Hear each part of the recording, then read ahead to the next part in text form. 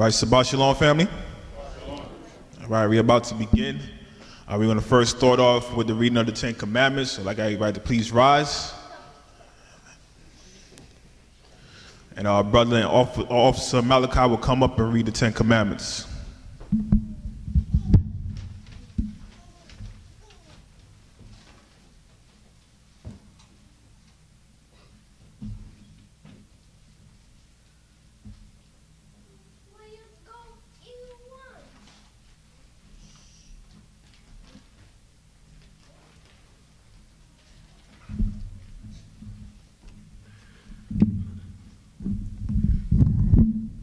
Shabbat Shalom, brothers and sisters.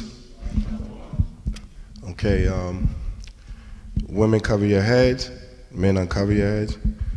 We're going to start at Exodus 20:1. And the Most High spake all these words, saying, I am the Most High thy power, which have brought thee out of the land of Egypt, out of the house of bondage. Thou shalt have no other gods before me. Thou shalt not make unto thee any graven images, or any likeness of anything that is in the heaven above, or that is in the earth beneath, or that is in the water under the earth. Thou shalt not bow down thyself to them, nor serve them. For I, the Most High, thy power, am a jealous power, visiting the iniquity of the fathers upon the children unto the third and fourth generation of them that hate me, and showing mercy unto thousands of them that love me and keep my commandments. Thou shalt not take the name of the Most High a higher in vain. For the Most High will not hold him guiltless that taketh his name in vain. Remember the Sabbath day, to keep it holy. 6 days shalt thou labor and do all thy work. But the seventh day is the Sabbath of the Most High thy power. In it thou shalt not do any work. Thou nor thy son, nor thy daughter, nor thy manservant, nor thy maidservant, nor thy cattle, nor thy stranger that's within thy gates. For in 6 days the Most High made heaven and earth, the sea, and all that in the midst, and rested the seventh day. Wherefore the Most High blessed the Sabbath day and hallowed it. Honor thy father and thy mother. Honor thy father and thy mother, that thy days may be long upon the land, which the Most High thy power giveth thee. Thou shalt not murder. Thou shalt not commit adultery. Thou shalt not steal. Thou shalt not bear false witness against thy neighbor. Thou shalt not covet thy neighbor's house. Thou shalt not covet thy neighbor's wife, nor his manservant, nor his maidservant, nor his ox, nor his donkey, nor anything that is thy neighbor's. Amen.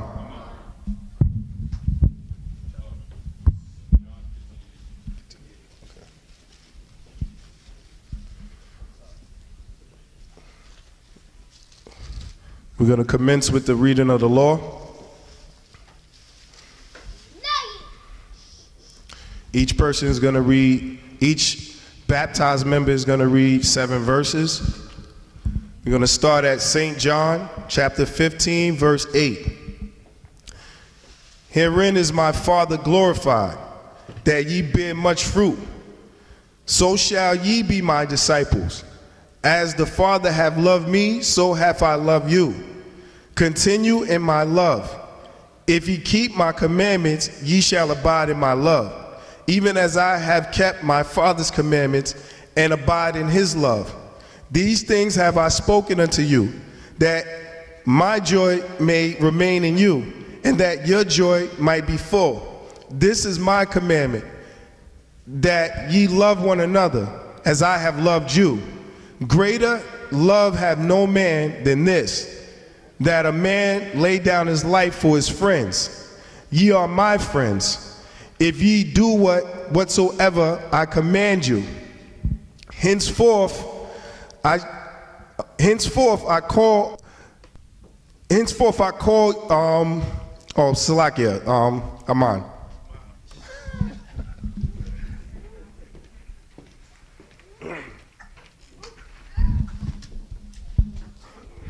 Shabbat Shalom. Brother Zebulon picking up at John chapter 15, verse 15.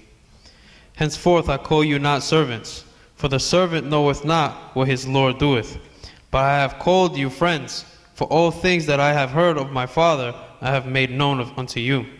Ye have not chosen me, but I have chosen you, and ordained you, and ye should go and bring forth fruit, and that your fruit should remain, that whatsoever ye shall ask of the Father in my name, he may give it to you.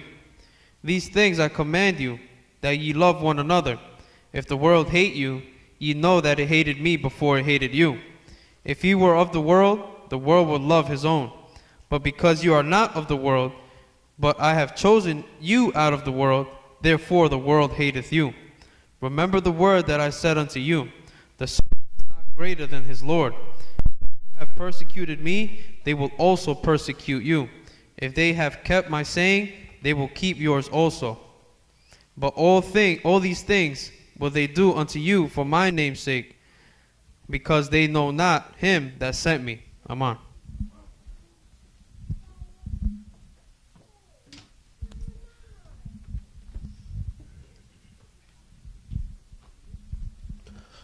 Shabbat Shalom. My name is Robert David from the tribe of Judah, and this is the book of St. John, chapter 15, verse 23. 22. If I had not come and spoken unto them, they had not had sin, but now they have no cause for their sin. He that hateth me hateth my Father also. If I had not done among them the works which none other man did, they had not had sin, but now have they both seen and hated both me and my Father. Verse 25. But this cometh to pass, that the world might be fulfilled, that is written in their law, they hated me without a cause. But when the Comforter is come, whom I will send unto you from the Father, even the Spirit of truth, which proceeded from the Father, he shall testify of me. Verse 27. And ye also shall hear, and ye also shall bear witness, because ye have been with me from the beginning. John chapter 16, verse 1. These things have I spoken unto you, that ye should not be offended. They shall put you out of the synagogues.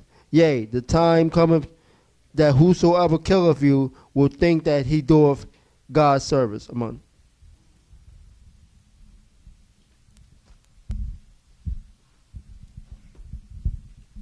Shabbat Shalom. This is Brother Ron from the tribe of Judah, picking up at John 16, verse 3. And these things will they do unto you, because they have not known the Father nor me.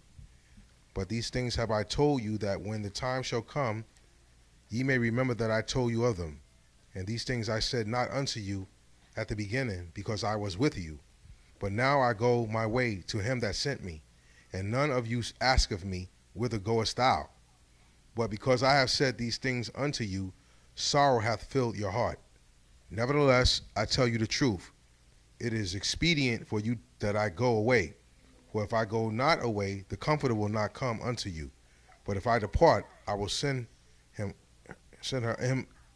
unto you. And when he is come, he will reprove the world of sin, and of righteousness and of judgment. Of sin, because they believe not on me. 10, of righteousness, because I go to my Father, and ye see me no more. Amen.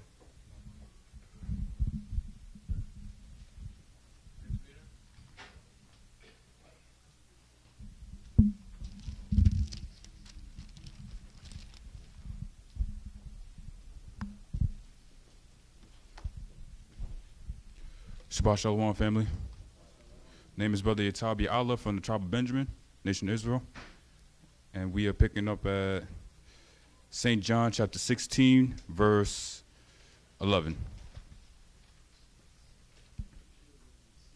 Of judgment, because the prince of this world is judged. I have set many things to say unto you, but ye cannot bear them now. Howbeit, when she, the Spirit of truth, is come, she will guide you into all truth. For she shall not speak of herself, but whatsoever she shall hear, that shall she speak. And she will show you things to come. She shall glorify me, for she shall receive of mine, and shall show it unto you. All things that the Father hath are mine. Therefore said I, that she shall take of mine, and shall show it unto you. A little while, and ye shall not see me. And again, a little while, and ye shall see me, because I go to the Father. Verse 17. Then said some of his disciples among themselves, what is this that he saith unto us? A little while, and ye shall not see me. And again, a little while, and ye shall see me. And because I go to the Father. Come on.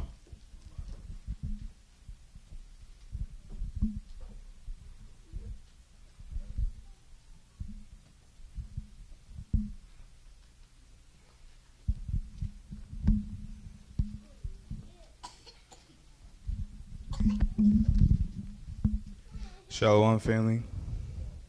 I'm reading from John chapter 16, starting at verse 18.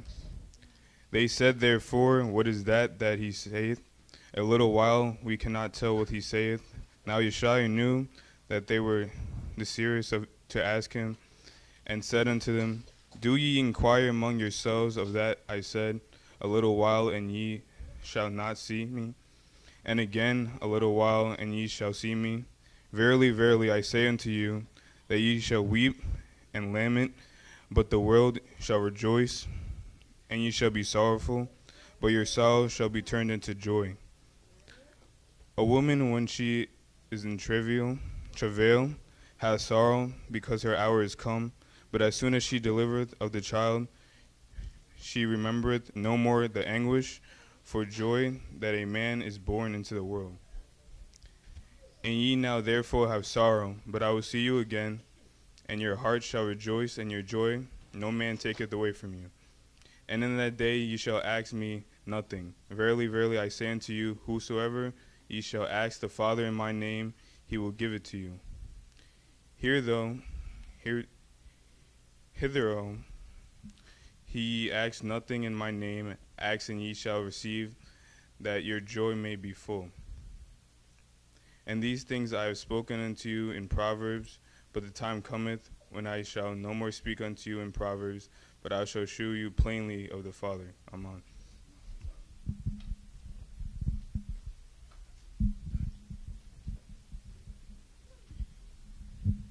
Shabbat Shalom. Brother King Kwan, nation of Israel, tribe of Judah, reading from St. John.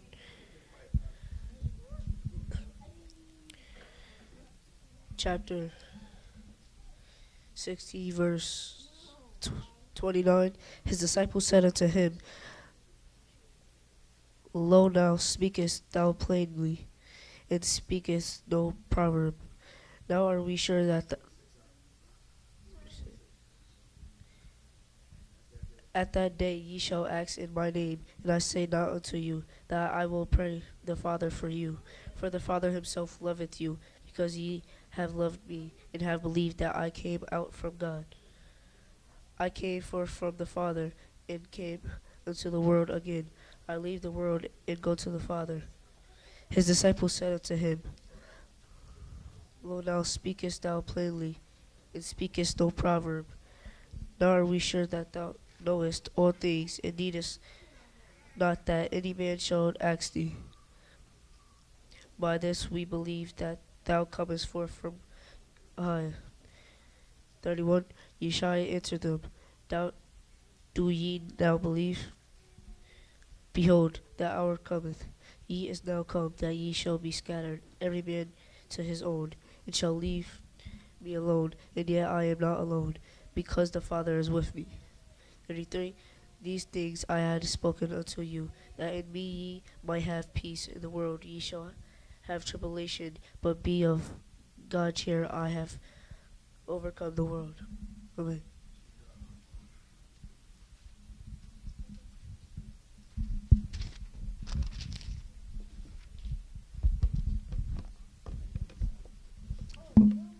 Shalom, family. Reading from John chapter 17, verse 1. These words spake Yeshua, and lifted up his eyes to heaven, and said, Father, the hour is come. Glorify the Son, that thy Son also may glorify thee, as thou hast given him power over all flesh, that he should give eternal life to as many as thou hast given him. And this is life eternal, that they might know thee, the only true God, and Yeshua Christ, whom thou hast sent. I have glorified thee on the earth. I have finished the work which thou gavest me to do. And now, O Father, glorify thou me with thine own self, with the glory which I had with thee before the world was. I manifested thy name unto the men which thou gavest me out of the world. Thine they were, and thou gavest them me, and they have kept thine word. Now they have known that all things whatsoever thou hast given me are of thee. Amen.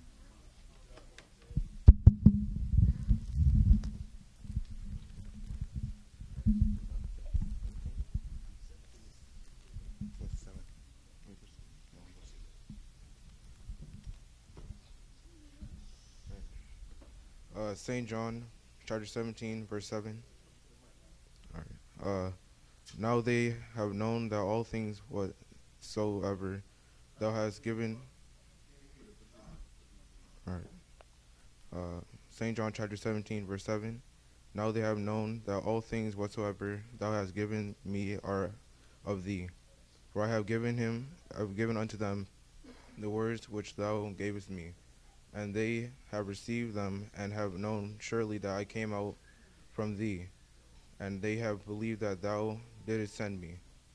I pray for them. I pray not for the world, but for them which thou hast given me, for they are thine, and all mine are thine, and thine are mine, and I am glorified in them.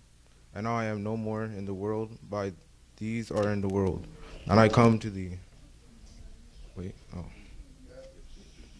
Holy Father, keep thou thine own name, those whom thou hast given me, and they may be one as we are. While I was with them in the world, I kept them in thy name. Those that thou gavest me, I have kept, and none of them is lost, but the son of perdition, that the scripture might be fulfilled. And now come I to thee, and these things I speak in the world, that they might have my joy fulfilled in themselves. I have given them thy word, and the world hath hated them, because they are not of the world, even as I am not of the world. Amen.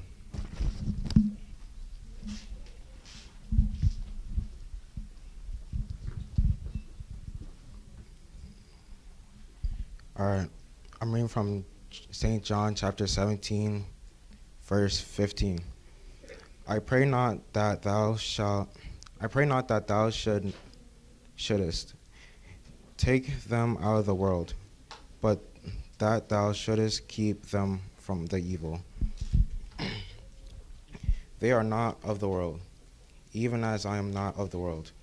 Sanctify them through thy truth. Thy word is the truth, and thou hast sent me into the world. Even so have I also sent them into the world, and for their sakes I sanctify them. I sanctify myself, that they also might be sanctified through the truth. Neither do I pray for these alone, but for them also which shall I believe on them through the word, that they all may be one, and thou, Father, art in me, and I in thee, that they also may be one of us, that the world may believe that thou hast sent me. And the glory which thou hast gavest me, I have given them, that they also may be one, even as we are one, I in them, and thou in me. Oh, that's it.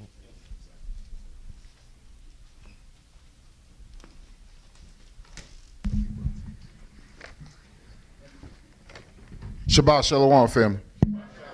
Okay. We're starting in the book of John, chapter 17, and I'll be picking up at verse 22, 23. Okay. And I in them, and thou in me, that they may be made perfect in one, and that the world may know that thou hast sent me, and hast loved me, and hast loved them, Salakia, as thou hast loved me. Father, I will that they also, whom thou hast given me, be with me where I am, that they may behold my glory, which thou hast given me. For thou lovest me before the foundations of the world. O righteous Father, the world have not known thee, but I have known thee, and these have I known, that thou hast sent me. And I have declared unto them thy name, and I will declare it that the love wherewith thou hast loved me may be in them, and I in them. This is the book of John, chapter 18, verse 1. And when Yeshua had spoken these words, he went forth with his disciples over the brook Cedron, where was a garden, into which he entered, and his disciples. And Judas also, which betrayed him, knew the place, for Yeshua oftentimes resorted thither with his disciples. Verse 3 and last. And Judas, then having received a band of men and officers from the chief priests and Pharisees, cometh thither with lanterns and torches and weapons. Amen.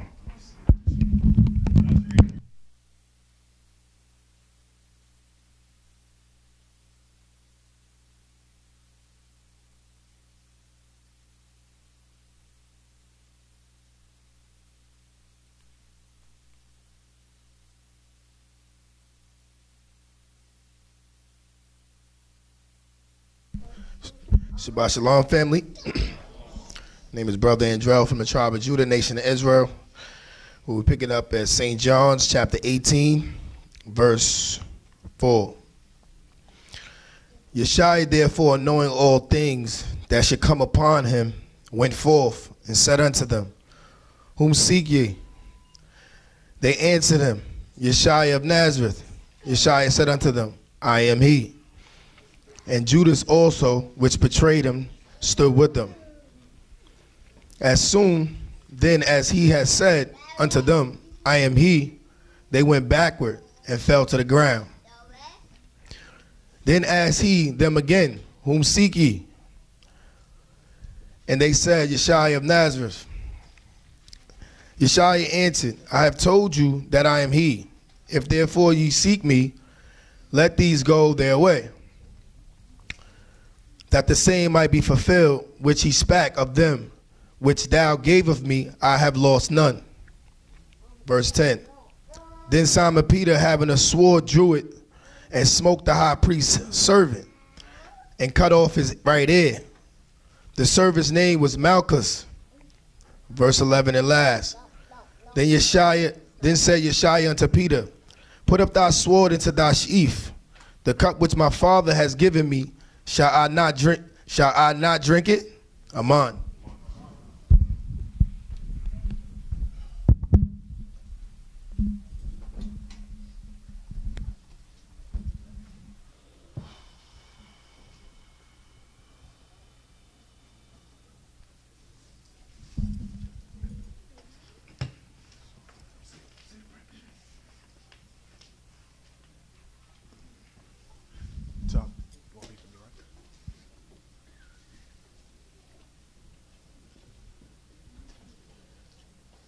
Put up the thing now.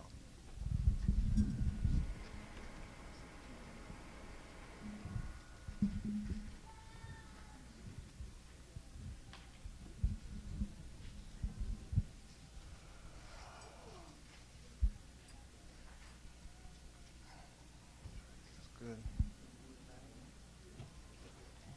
Could somebody turn off the lights, please? The first three. Water.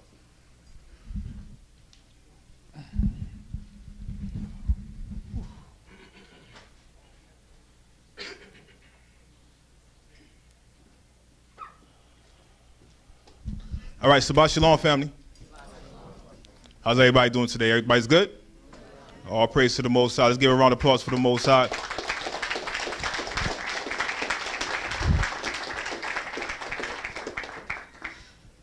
All right, we have a PowerPoint today, a presentation today, as well as referring to the Gospel of John. Well, you know what? First and foremost, I want to say something first. I do want to apologize. Sounds good, all right. I do want to apologize for one thing. I said that I was allowed to continue to doing the spiritual exercises that we need to do, those monthly exercises. Unfortunately, there's a lot of things going on right now within the Israelite community that needs to be stopped, and it needs to be talked about. So I had to, for the sake of the flock, I had to stop regarding the spiritual exercise and go forth and do a lesson like this, because it's well needed. Because it wouldn't make no sense going to the spiritual exercise and somebody getting a stumble in the end. So it's best that we just nip everything in the butt first, and after that we can move forward. All right. So we're going to continue. We're going to continue over the spiritual exercise later on down the line. But for right now, we're going to start with this. All right. So again, we're going to go into the Gospel of John and the mysteries within. There are many things that with the naked eye you cannot see when it comes to the Gospel of John. And I said this before, the Gospel of John is a very beautiful gospel. It's a very beautiful gospel. You have to see it with a spiritual eye and have a Israelite mindset to understand the Gospel of John. All right? So let's go right into it. And forgive me too, I'm feeling real I'm feeling real nauseous right now. And I'm trying to hold everything in. You know what I mean? I just feel like it's going on hitting the reverse gear right now. All right, but let's start. Let's start at the book of John, chapter 21, verse 24.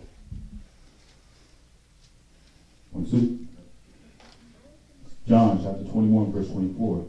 This is the disciple which testified of these things and wrote these things, and we know that his testimony is true. All right, so it says, this is the disciple that testified of these things and wrote these things. So when the person reads this, who do they automatically think the disciple is? John.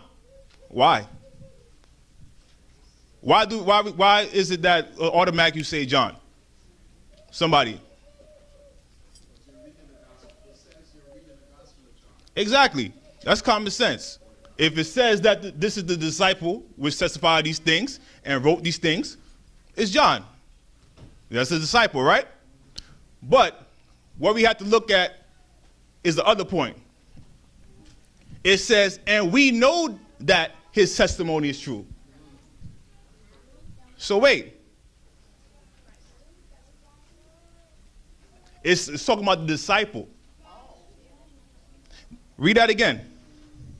This is the disciple which testified of these things. This is the disciple that testified of these things concerning Christ. Continue. And wrote these things. And wrote these things. Right? Continue. And we know. And we know.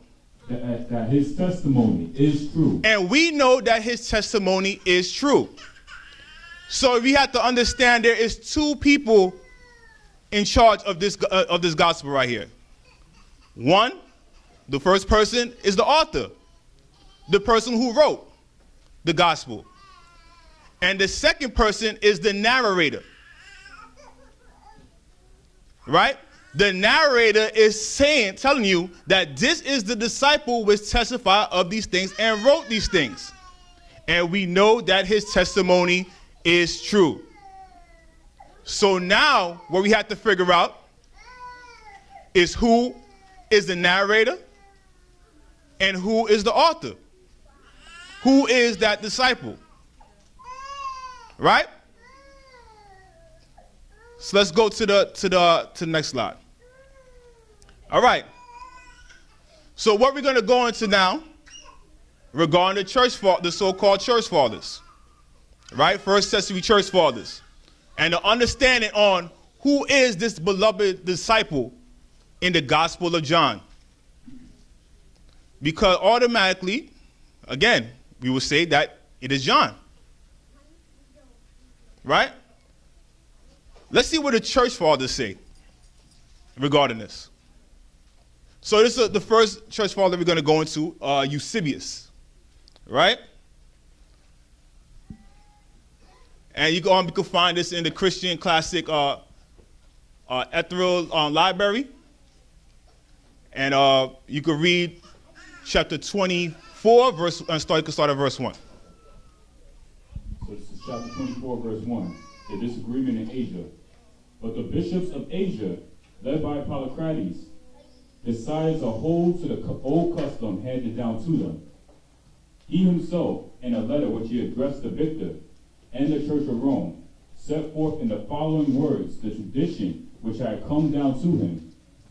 We observe the exact day, neither adding nor taking away, for in Asia also great lights have fallen asleep, which shall rise again on the day of the Lord's coming, when he shall come with glory from heaven, and shall seek out all the saints.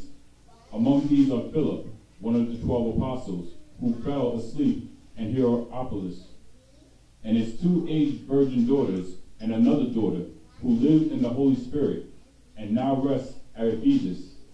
And moreover John, who was both a witness and a teacher, who reclined upon the bosom of the Lord, and being a priest, wore sacerdotal plate. All right. So in Eusebius, he's saying that it is John who's that beloved disciple. And people will, probably grad students and say, yeah, it probably is John because this brother said it. Eusebius, only a few hundred years before the resurrection of Christ. He should be close to it, right? Let's go to the next slide. Now we're going to see Irenaeus, right? Another church father. Let's read what he has to say. Irenaeus. He is a rich source of Christian traditions. He was the Bishop of Lyons, France. As a boy, he knew Polycarp personally. So Polycarp is another church father that a lot of people know about. Polycarp, right? Continue. Polycarp was a disciple of John the Apostle and other apostles. So Polycarp, according to Irenaeus, that Polycarp was the disciple of John. Right? Continue. Became the bishop of Smyrna and was martyred when he was 86 years old. Possibly drawn from sources in addition to Polycarp and his community, Irenaeus affirms that John, the disciple, who leaned on Yeshua's chest during the Last Supper, go ahead. Published the gospel. Right. So according to Irenaeus, who was there with 115 AD, that's close. And he's saying that it is John. And people will say, hey, he knew Polycarp. Polycarp was the disciple of John. So he has to be right. All right? Let's go to the next slide.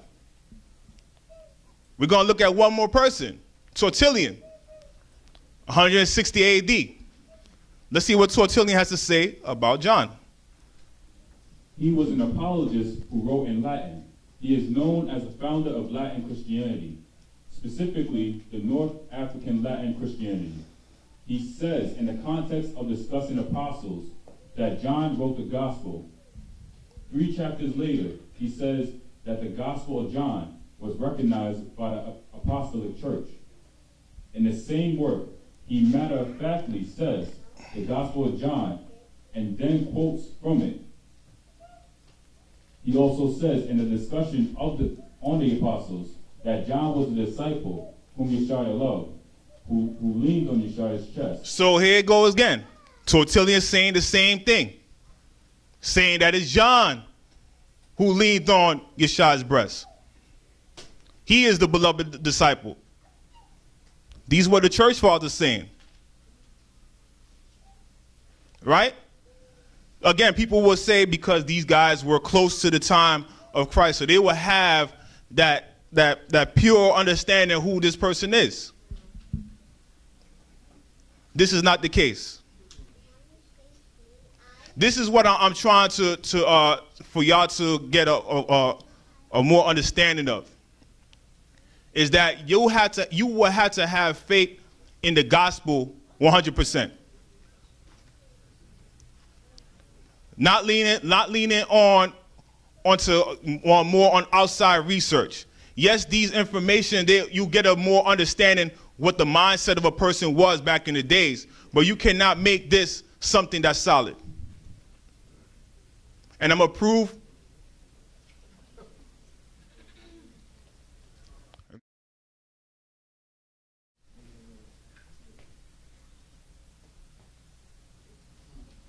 All right, 1 second.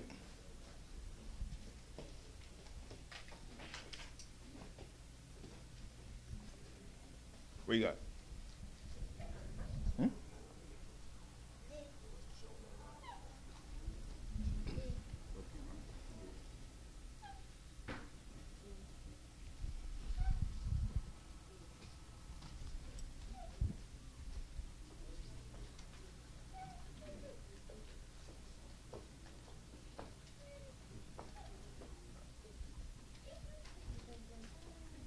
It wasn't showing at all on the whole thing.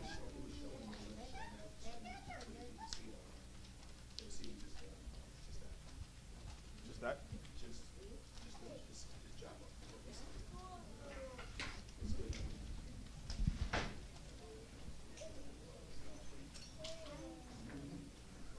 All right.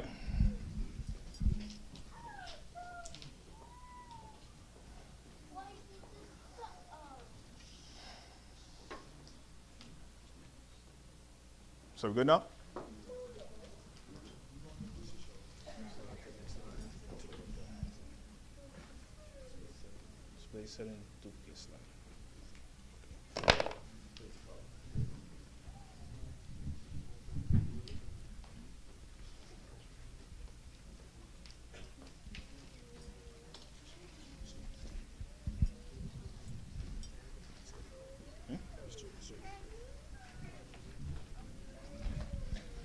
All right, so we're back. See, y'all guys understand where I'm going? Do y'all guys understand what I was saying? Or I need to go back to it? All right. What I was showing here that these church fathers are saying that this is the beloved disciple is John, because why John wrote the gospel, therefore he is that beloved disciple who leaned on Yeshua's bosom. And what I'm trying to prove here is that he is not. And it's a highly important reason why you should understand who is that beloved disciple. It will reveal a lot of things and a lot of understanding. All right? Let's continue. He also says in a discussion on the apostles that John was a disciple whom Yeshua loved, who leaned on Yeshua's chest, and to whom Yeshua commended his mother. Right. Next slide. Right. So here I'll give another example. We all know about this day today, right? Very tragic day. A lot of things happened in that day. A lot of changes happened after that day, right? But how many stories do you know? Look how early this is. We was living in this. But how many stories do y'all know about what happened this day? On who did it? Right? I got this in the Wikipedia, but you could actually find this now in your children's social studies books now. Right? So let's read what it says. Go start on from September 11th attack. Read that. The September 11th attacks were a series of 4 coordinated terrorist attacks by the Islamic terrorist group Al-Qaeda on the United States on the morning of Tuesday, September 11, 2001. The attacks killed 2,996 people, injured over 6,000 others, and caused at least $10 billion in infrastructure and property damage. Right. So according to Wikipedia and according to our children's social studies books, that there were a couple of Islamic terrorist groups, one specifically Al-Qaeda, who took over a plane with sharpened credit cards, hold people hostages, right? This is what we know. This is what the mainstream is teaching, right? I'm just trying to show y'all the example how even in a short time things could be changed, right? So just because somebody been living in that time doesn't mean they have the right answer. Guys, following me? Right. So that's what I'm trying to prove here today. You had to have faith in the gospel 100%. So we're going to go into it step by step and see exactly who is this beloved disciple. And y'all can tell me after who it is. All right? Next slide. Evidence number 1. Lazarus is dead. Let's go to St. John chapter 11, verse 1 to 27. Now a certain man was sick, named Lazarus of Bethany, the town of Mary and her sister Martha. All right, so in a certain man who was sick, named Lazarus, and he had 2 sisters named Mary and Martha. Right, continue. It was that Mary which anointed the Lord ointment and wiped his feet with her hair, whose brother Lazarus was sick. All right, so it was that Mary which anointed the Lord with ointment and wiped his feet. Right, and please write that down. So we're gonna go back to that as well. That it was Mary who anointed Yeshua's feet. This is talking about within another gospel now. All right, so keep that in mind. Right, continue. Therefore his sisters sent unto him, saying, Lord, behold, he whom thou lovest is sick. Somebody came and brought Yeshua information regarding Lazarus, what his sister said, and said, Lord, whom thou lovest is sick. Well, somebody would say, that's not enough evidence. Yeshua loved everybody. Just because he said he loved this brother doesn't mean that that's him. Let's continue. Verse 4. When Yeshua heard that, he said, this sickness is not unto death, but for the glory of the Most High, that the Son of the Most High might be glorified thereby. Now Yeshua loved Martha and her sister and Lazarus. So, again, it says that Yeshua loved Martha and her sister, Mary Magdalene, and Lazarus. So he loved this family right here, right? Love everybody, though. Verse 6.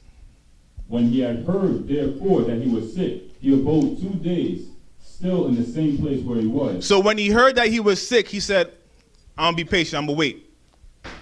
Whatever's the Father's will, I'm going to go. So he stood there 2 days more where he was, right? Continue. Then after that saith he to his disciples, let us go into Judea again. So he told his disciples, let's go back to Judea. Because you remember that they was in another area, because in Judea they were trying to kill him. Right? So he's saying, let's go back there. Let's continue. His disciples say unto him, Master, the Jews of late sought to stone thee, and goest thou thither again? So the disciples said, they're trying to kill you out there. You trying to actually go back there? Are you serious? Continue. Yeshua answered, are there not 12 hours in a day? Yeshua said, are there not 12 hours in a day? Continue. If any man walk in the day, he stumbleth not, because he seeth the light of this world. But if a man walk in the night, he stumbleth, because there is no light in him. So it's two ways you could look at this, what Yeshua was saying, right? He said, are there not 12 hours in a day? If a man walk in the day, he stumbleth not, because he see the light of this world. He's talking about the sun, the S-U-N, right? He's saying that if you walk in the day, the sun is out, you won't stumble. Because it's clear to see exactly where your path is going, where your path is at, right? But he says, but if a man walk in the night, he stumbleth, because there's no light in him. He's not talking about the sun anymore. What he's telling the disciples, listen, don't matter what time we walk in. Once you got the light in you, you have nothing to fear. You will not stumble. The Most High will guide your path.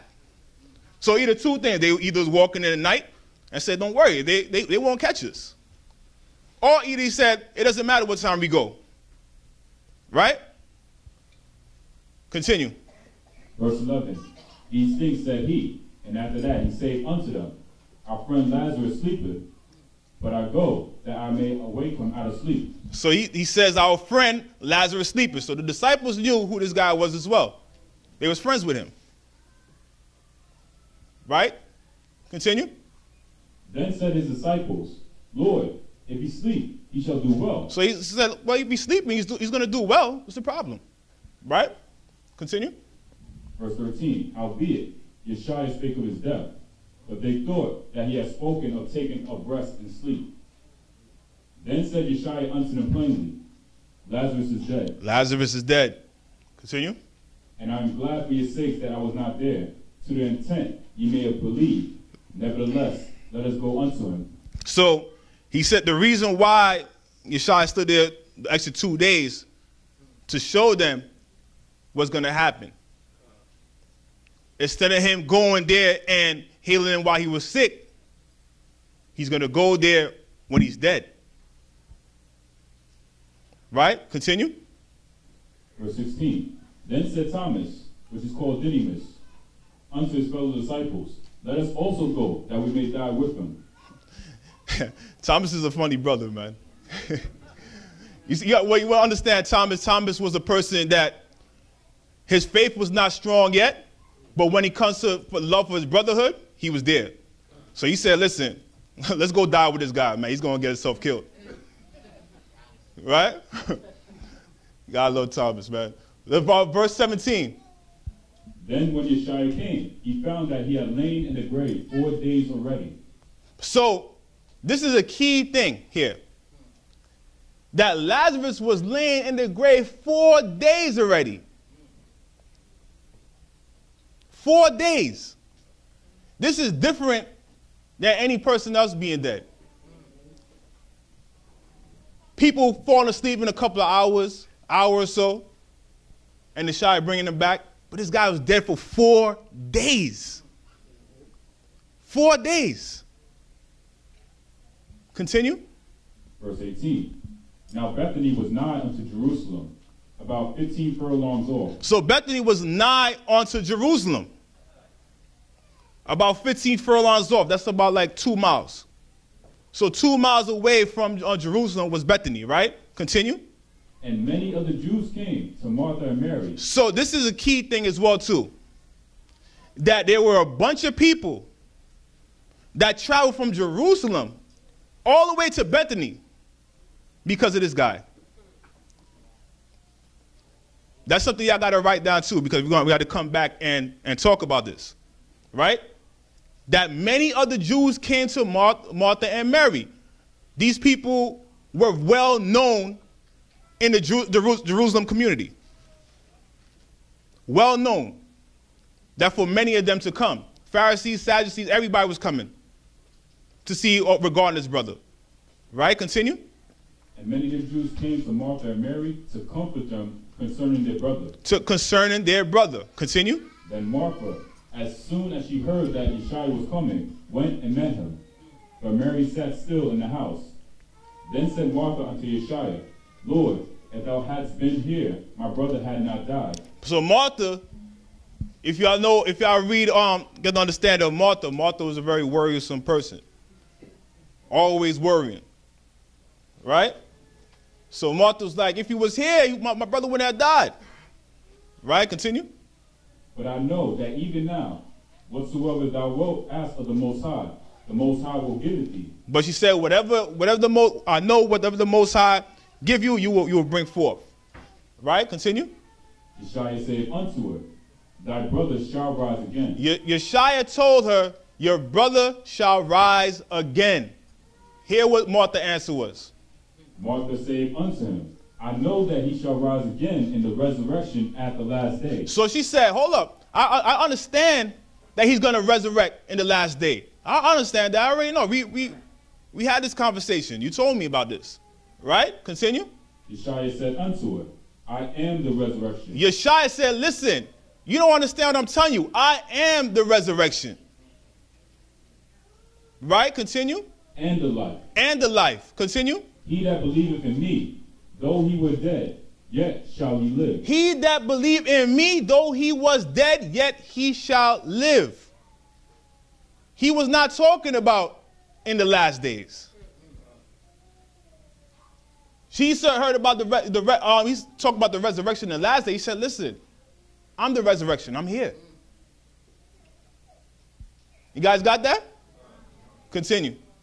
And whosoever liveth and believeth in me shall never die. And whosoever liveth and believeth in me shall never die. I want y'all to write that down too. Whoever shall live and believe in me shall never die. Continue. Believest thou this? Believest thou this? Continue. She said unto him, Yea, Lord, I believe that thou art the Christ, the Son of the Most High, which should come into the world. So she said, I believe you are the Son of the Most High who came into the world. Let's continue. And when she had so said, she went her way and called Mary her sister secretly, saying, The Master is come, and calleth for thee. As soon as she heard that, she arose quickly and came unto him. Now Yeshua was not yet come into the town, but was in that place where Martha met him. The Jews then, which were with her in the house, and comforted her, when they saw Mary, that she rose up hastily and went out, followed her, saying, She goeth unto the grave to weep there. So they follow Mary around to make sure that she's comforted, make sure that she's all right. Lost of her brother, right? Continue. Verse 32. Then, when Mary was come where Yeshua was, and saw him, she fell down at his feet, saying unto him, Lord, if thou hadst been here, my brother had not died. Here somebody comes again. Lord, if you was here, my brother would have not died. Why do you mean come earlier? Right? Next slide. When Yeshua therefore saw her weeping, and the Jews also weeping, which came with her, he groaned in the spirit and was troubled. So when he seen them weeping and weeping concerning this matter, and all the things that he had taught them concerning the resurrection, he groaned in the spirit and was troubled. Why these people don't understand what I'm here for? Where is their faith? Right? Continue. And said, Where have ye laid him? They said unto him, Lord, come and see. Yeshua wept. So Yeshua wept when he came to the grave. Right? And this is another thing that regarding the Gospel of John, that it shows these type of emotions and these type of things. Right? Continue. Then said the Jews, Behold, how he loved him. Here the Jews saying again, behold, how he loved him. Again, this comes up. That how much he loved Lazarus, right? Continue. And some of them said, could not this man, which opened the eyes of the blind, have caused that even this man should not have died? Right, continue. Yeshua therefore again, groaning in himself, cometh to the grave. It was a cave, and a stone lay upon it. So he started groaning again because people keep on saying this. What, couldn't his brother have done something? He did everything. How could he save his own friend? That made him groan in the spirit, like these people don't have the faith that they need yet. How long should I stay with y'all? Right? Continue. Verse 39, Yeshua said, take ye away the stone. Martha, the sister of him that was dead, saith unto him, Lord, by this time he stinketh, for he hath been dead 4 days. So, again, this is so different from any other person that has been woken up out of death. The body been there for 4 days. It's decomposing already. She says it's been here for 4 days. The body is stinking. You want to open it? Right? Continue. Yeshua saith unto her, said I not unto thee, that if thou wouldest believe, thou shouldest see the glory of the Most High? Then they took away the stone from the place where the dead was laid. And Yeshua lifted up his eyes and said, Father, I thank thee that thou hast heard me, and I knew that thou hearest me always. But because of the people which stand by, I said it, that they may believe that thou hast sent me. And when he thus had spoken, he cried with a loud voice, Lazarus, come forth.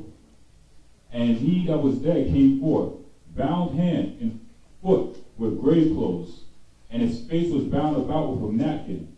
Yeshua saith unto them, loose him and let him go. Gone. Right.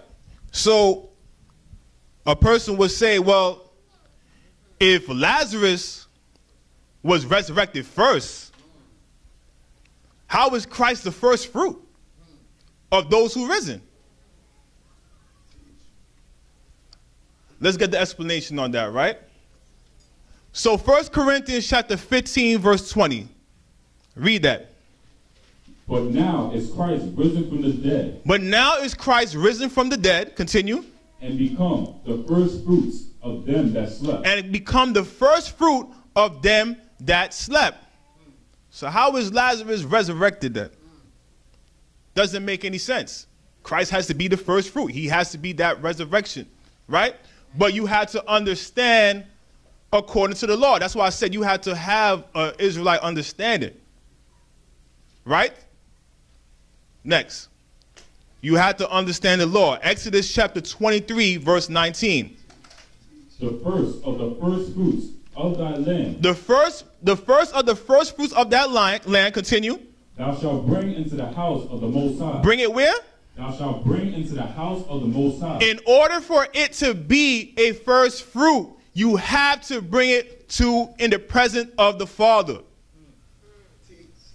So that's exactly what Yeshua did. He rose and he presented himself to the Father. Then he became the first fruit. You guys understand? Right. So, regardless, Christ is the first fruit. Next slide. Evidence number 2. The Boethusian family. And this is very, very, very interesting. Right? The high priestly family. Let's read that. The Boethusians are believed to have been associated with the members of the high priestly family of Boethus, Simon, son of Boethus. So, click again. So, right, we got this word, this name here, Simon, right? The son of Boethus, right? Keep that name in mind as well. Continue. From Alexandria, was made a high priest about 25 BC. So he was made a high priest in 25 BC. Continue. By Herod the Great. By Herod the Great. So this is time close around before 25 before Christ was born. So that means he'll probably be still alive during Christ, right? Continue. In order that his marriage with both his daughter, Miriam. Click that again. So we had this name Miriam, right? He said that he had married Miriam to Herod the Great. Now, if I'm going to explain that a little while as well. Continue reading. Might not be regarded as a misalliance, a marriage with a person thought to be unsuitable of a lower social position. All right. So let's read continue reading. The family of Bothus produced the following high priests. Simon, son of Bothus, or Bothus himself. Josar, son of Bothus, unpopular and an advocate of compliance with Roman census. Eleazar, son of Bothus. Eleazar, the son of Bothus. The word Lazarus in the Hebrew is Eleazar. So let's click that as well. So we got 3 names in the scriptures concerning this, right? Let's continue. And read the year when he was high priest. 4 to 3 BC. 4 to 3 BC. 4 to 3 BC that he was a high priest. He didn't last long as a high priest. Only for a year. Right? Continue. Simon Cantorus, son of Bothus. Elionius, son of Simon Cantorus. Joshua, son of Gamaliel, whose wife Martha belonged to the house. Click that again. So we got Miriam, Eleazar, and Martha. And people will say, that's all, names that a lot of Israelites had. Very, very common names. Eleazar, Martha, Miriam, and Simon. Right? But if you read where they get all this information from, you can find that in the book of Josephus and also in the Talmud. Okay? I didn't put those information in because especially like regarding the Talmud is more opinions than anything. All right? Regarding the matter. But keep that name right there, Simon, in mind. Okay? And also the reason, and I did research on that name, Miriam, of Simon's daughter, Miriam. She was actually, King Herod actually divorced her and kicked her out. So in the time when Christ was walking on the earth, she was already divorced. All right? So keep that in mind as well, too. All right? So you have Miriam, Eleazar, and Martha in this family right here. Common names, but, it's not that coincidental. Right? Next slide. Evidence number 3. Who let her in? Let's go to Luke chapter 7, verse 36 to 50. And one of the Pharisees desired him that he would eat with them. And he went into the Pharisee's house and sat down to meat. So a Pharisee brought Yeshua into his house to have a meal. He invited him into his own personal house. Right? Continue. Verse 37, and behold, a woman in the city, which was a sinner, when she knew that Yeshua sat at meat in the Pharisee's house, brought an alabaster box of ointment. So the woman in the city, who was a sinner, she went in to the Pharisee's house with this alabaster box. And the ointment in this alabaster box is very expensive. So that's showing you right there that this woman comes from a very wealthy and unknown family. That's evidence right there. Right? Continue. And stood at his feet behind him weeping, and began to wash his feet with tears, and did wipe them with the hairs of her head, and kissed his feet, and anointed them with the ointment. Now when the Pharisee which had bidden him saw it, he spake within himself. So when the Pharisee which had bidden him saw it, he spake within himself, saying what? This man, if you were a prophet, would have known who and what manner of woman this is that toucheth him, for she is a sinner. All right, stop right there. Go back. It says that the Pharisee spoke within himself, saying these things. We know that the Pharisees mean to separate, right? If a sinner comes within my house, and I know it, and I have other people there with me, automatically I'd be like, what are you doing here? Get out. But why did this Pharisee say in himself, he don't know who he's dealing with here? This woman's a sinner. Right? Next slide.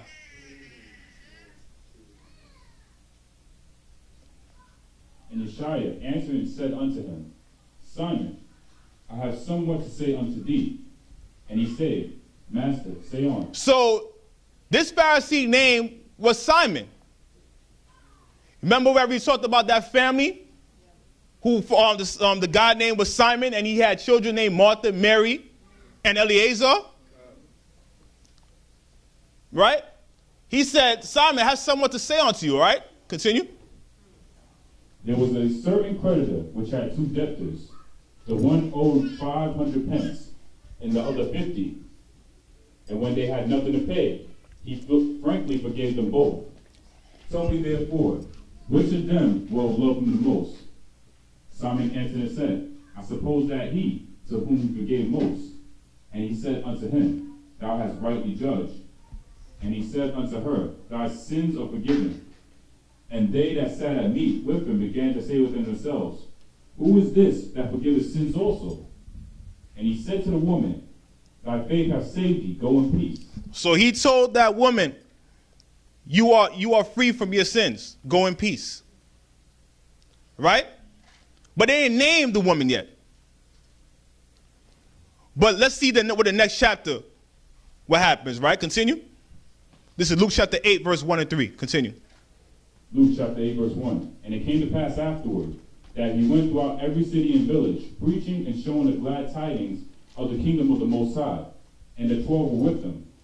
And certain women, which had been healed of evil spirits and infirmities, Mary called Magdalene, out of whom went 7 devils. So this is the first time Mary Magdalene is ever spoken of in the Gospel of Luke.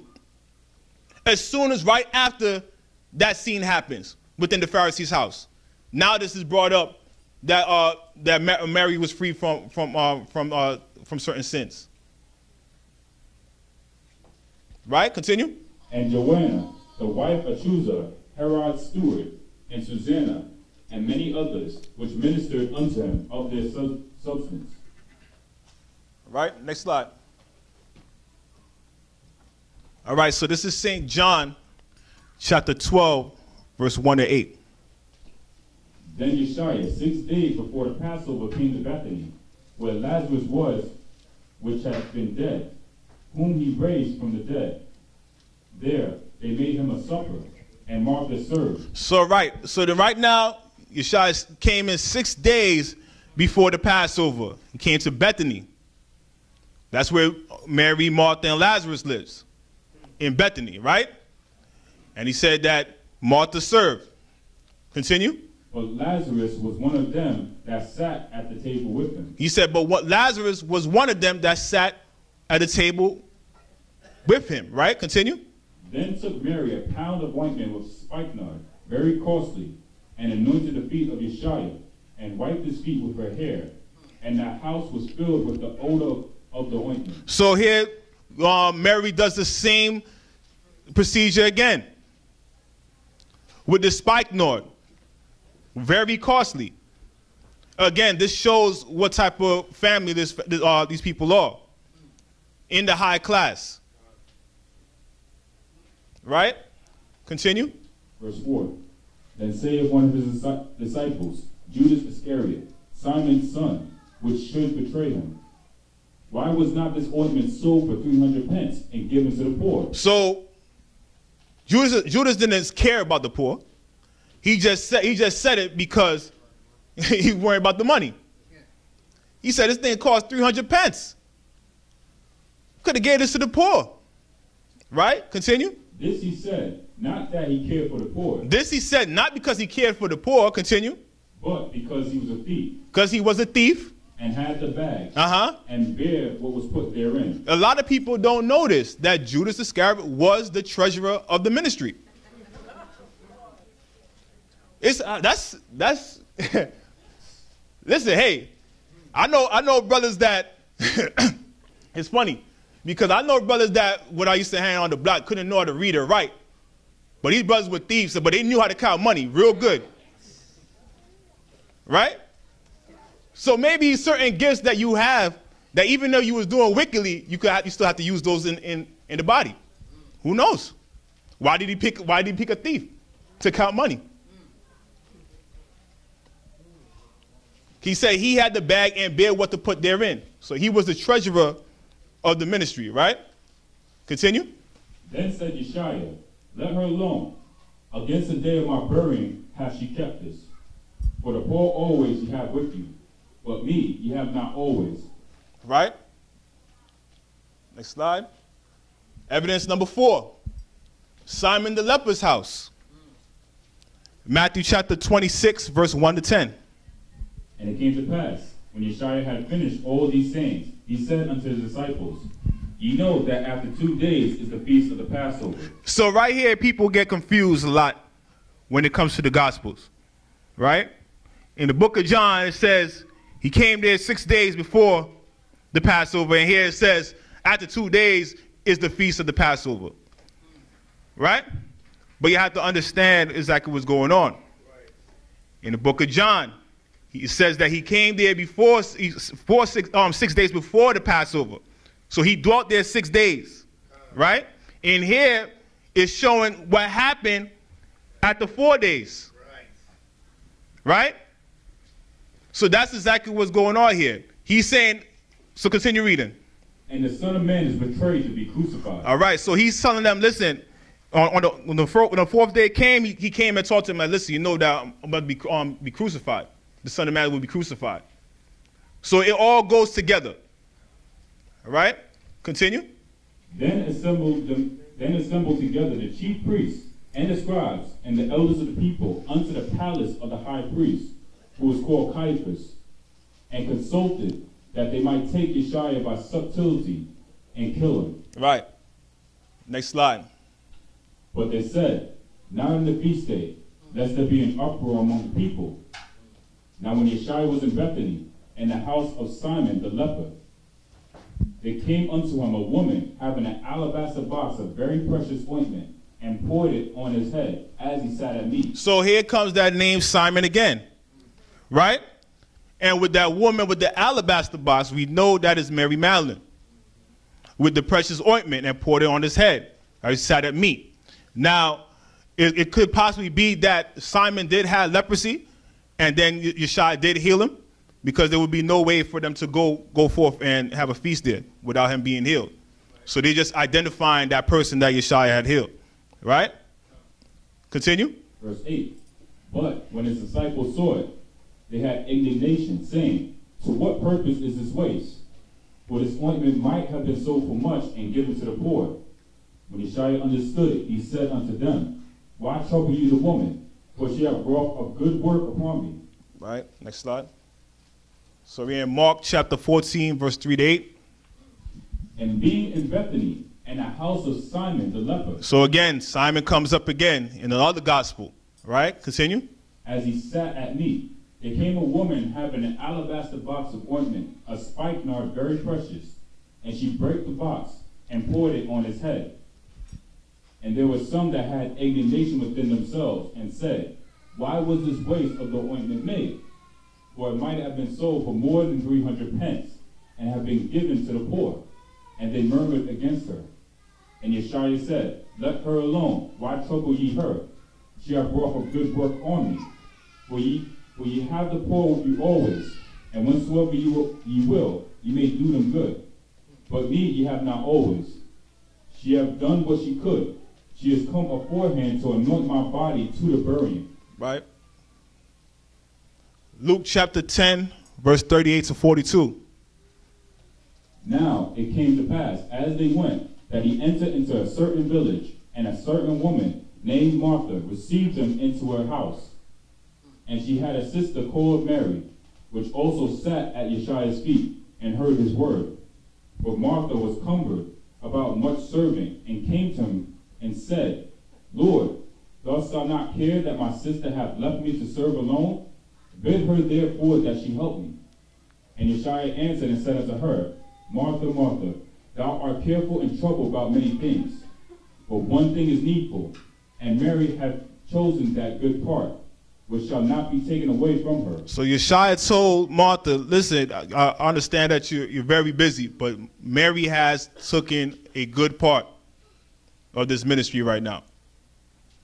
And in 2 John, it is written about an elect lady. It's not actually brought forth who that woman is. Some say it's a church, some say it's an actual woman.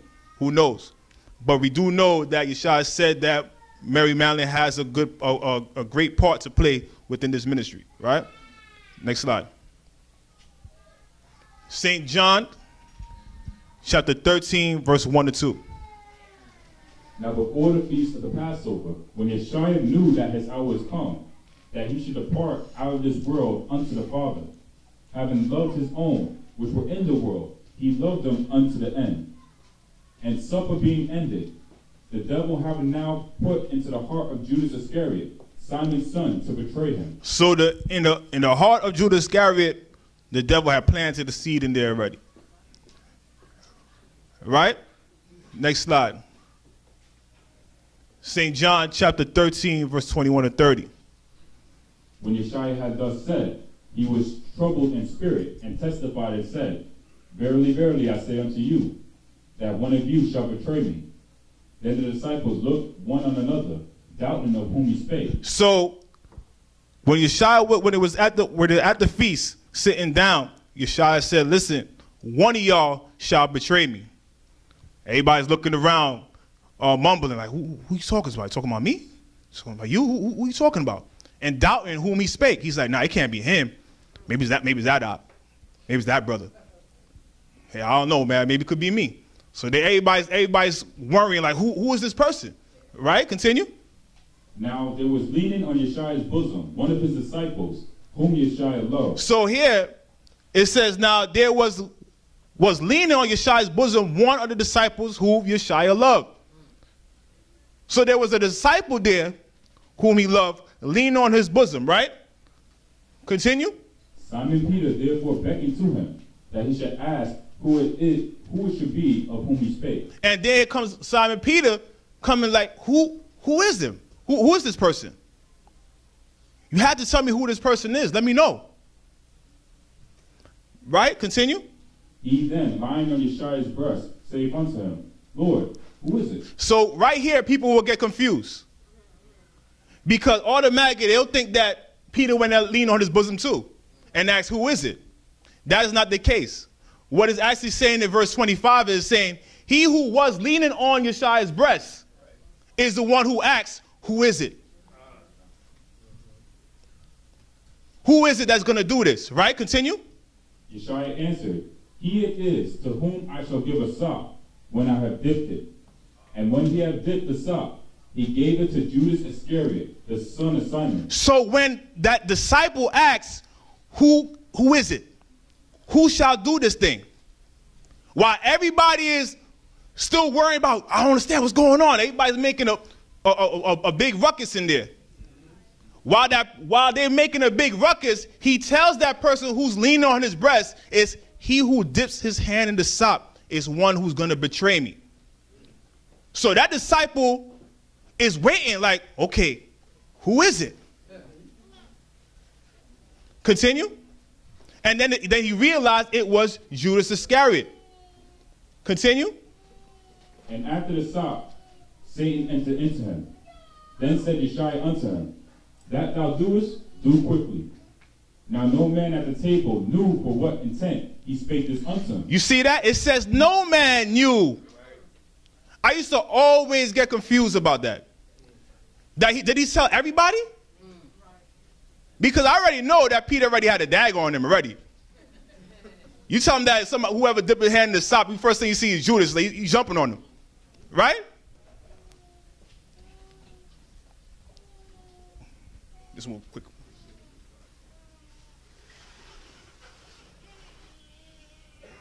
One second.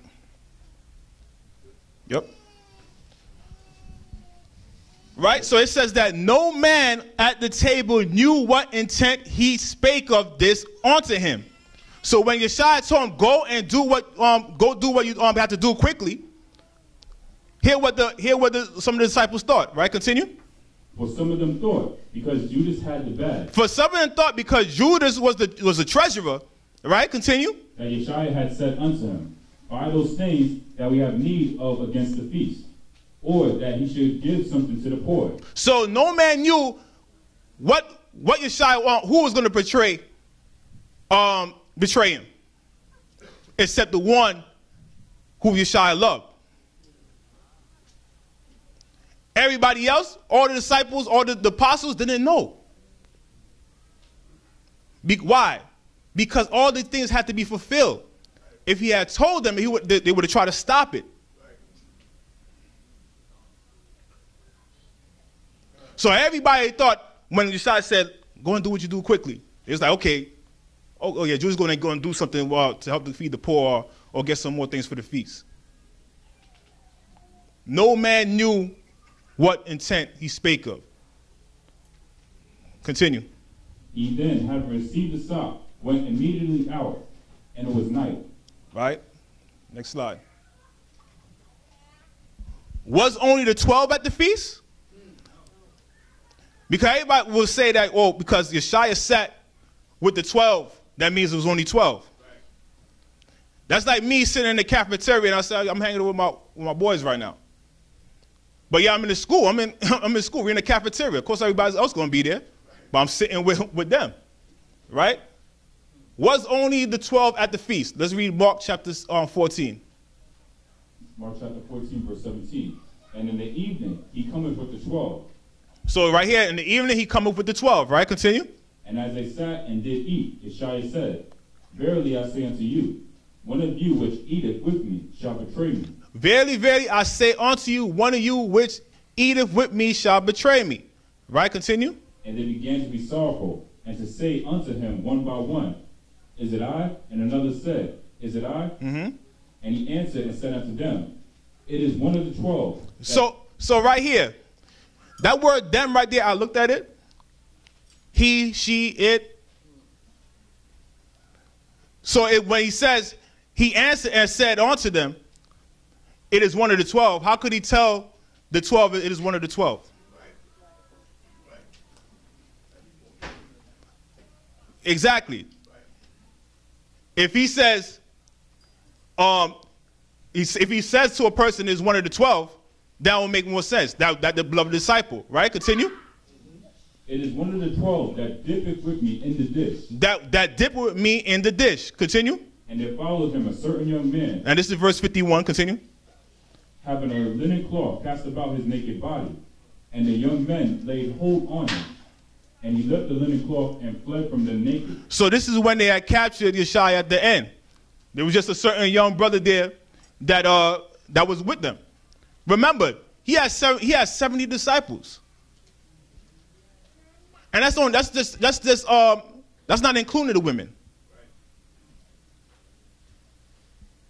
Right? And the place that he was in, would he not invite the person who owns the house? Now you get out. We're just having a feast for ourselves. Right? Of course he's going to invite them. That's his disciple too. He had plenty of disciples. So the 12 were not the only ones there.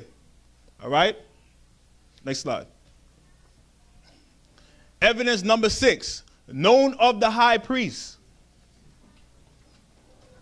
Let's read St. John chapter 18, verse 1 to 18.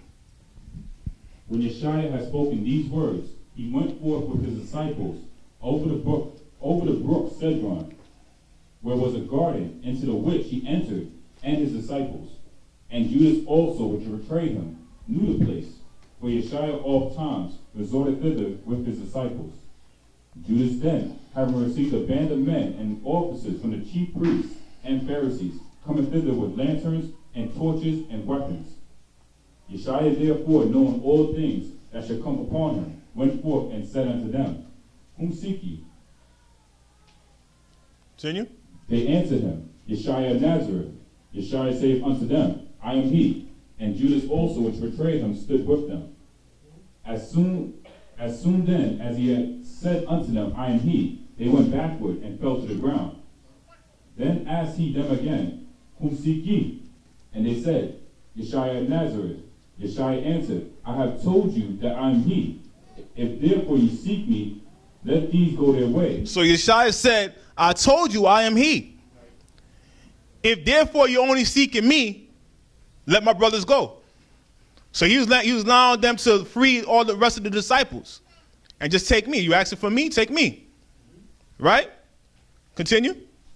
That the saying might be fulfilled, which he spake, of them which thou gavest me, have I lost none. So because he said, it is fulfilled that what he spake, of them which thou gavest me, have I lost none. So he's making sure that thing was fulfilled. Right?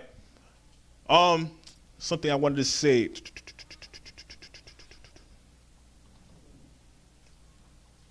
It's going to come back to me. All right, continue. Verse 10.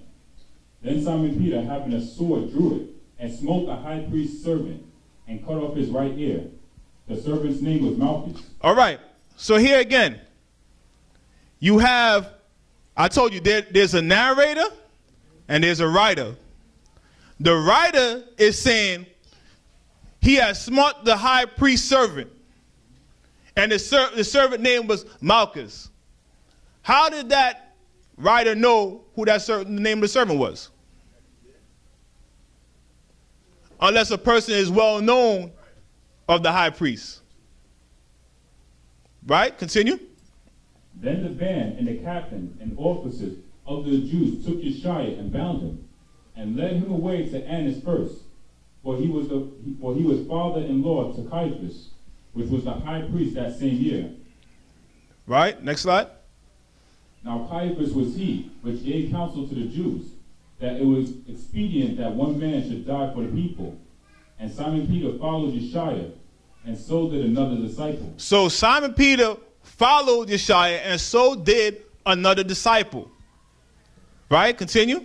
That disciple was known unto the high priest. And that specific disciple was known unto the high priest. Was known unto the high priest. Continue. And went in with Yeshua into the palace of the high priest. And went into the palace of the high priest. Right? So, what somebody would say that, well, in the book of John, and I should have put this in here, that they were seeking to kill Lazarus too. How could he just go and walk in like that if it is Lazarus? How could he walk in like that and they not seek to try to kill him? Again, I told you that these people were very high-class people. They were well-known people. They were well-known with the chief priest. They were well-known to the people. They were well-known to the Romans. They are well-known people. So it would be a lot harder for them to try to go and kill Lazarus. Right? If it is him. We're going to find out in the end. Right? Continue. For Peter stood at the door without. Then went out that other disciple, which was known unto the high priest, and spake unto her that kept the door, and brought in Peter. So that disciple even knew the door person, and told him to hold the door for Peter to come in. Right? Continue. Then said the damsel that kept the door unto Peter, Art not thou also one of this man's disciples? He saith, I am not. And the servants and officers stood there, who had made a fire of coals, for it was cold, and they warmed themselves. And Peter stood with them and warmed himself. Right. So this disciple was well known to the high priest. And we have just read that, or the historical information about this family, who are a family of high priests. Right? So if they were a family of high priests, they should be known of the other high priests that come forth. Right? So let's go to St. John chapter 19, verse 6 and 9. When the chief priests, therefore, and officers saw him, they cried out, saying, Crucify him, crucify him. Pilate saith unto them, Take ye him, and crucify him, for I find no fault in him. The Jews answered him, We have a law, and by our law he ought to die, because he made himself the Son of the Most High. What is that law that he's talking about here? He said that the Jews answered and said, we have a law, and by our law he ought to die, because he said he himself is the Son of the Most High. The law of blasphemy, exactly. So they brought forth that law and said, oh, he's blaspheming the Most High's name. He's calling himself the Son of the Most High. Therefore, he has to die.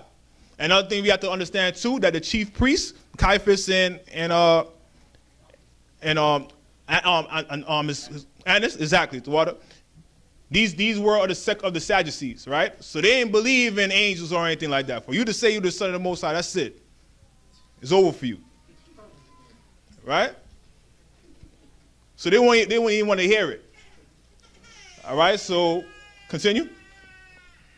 When Pilate therefore heard that saying, he was the more afraid, and went again into the judgment hall, and said unto Yeshua, Whence art thou? But Yeshua gave him no answer. Something I had to say about this, man. Oh, man.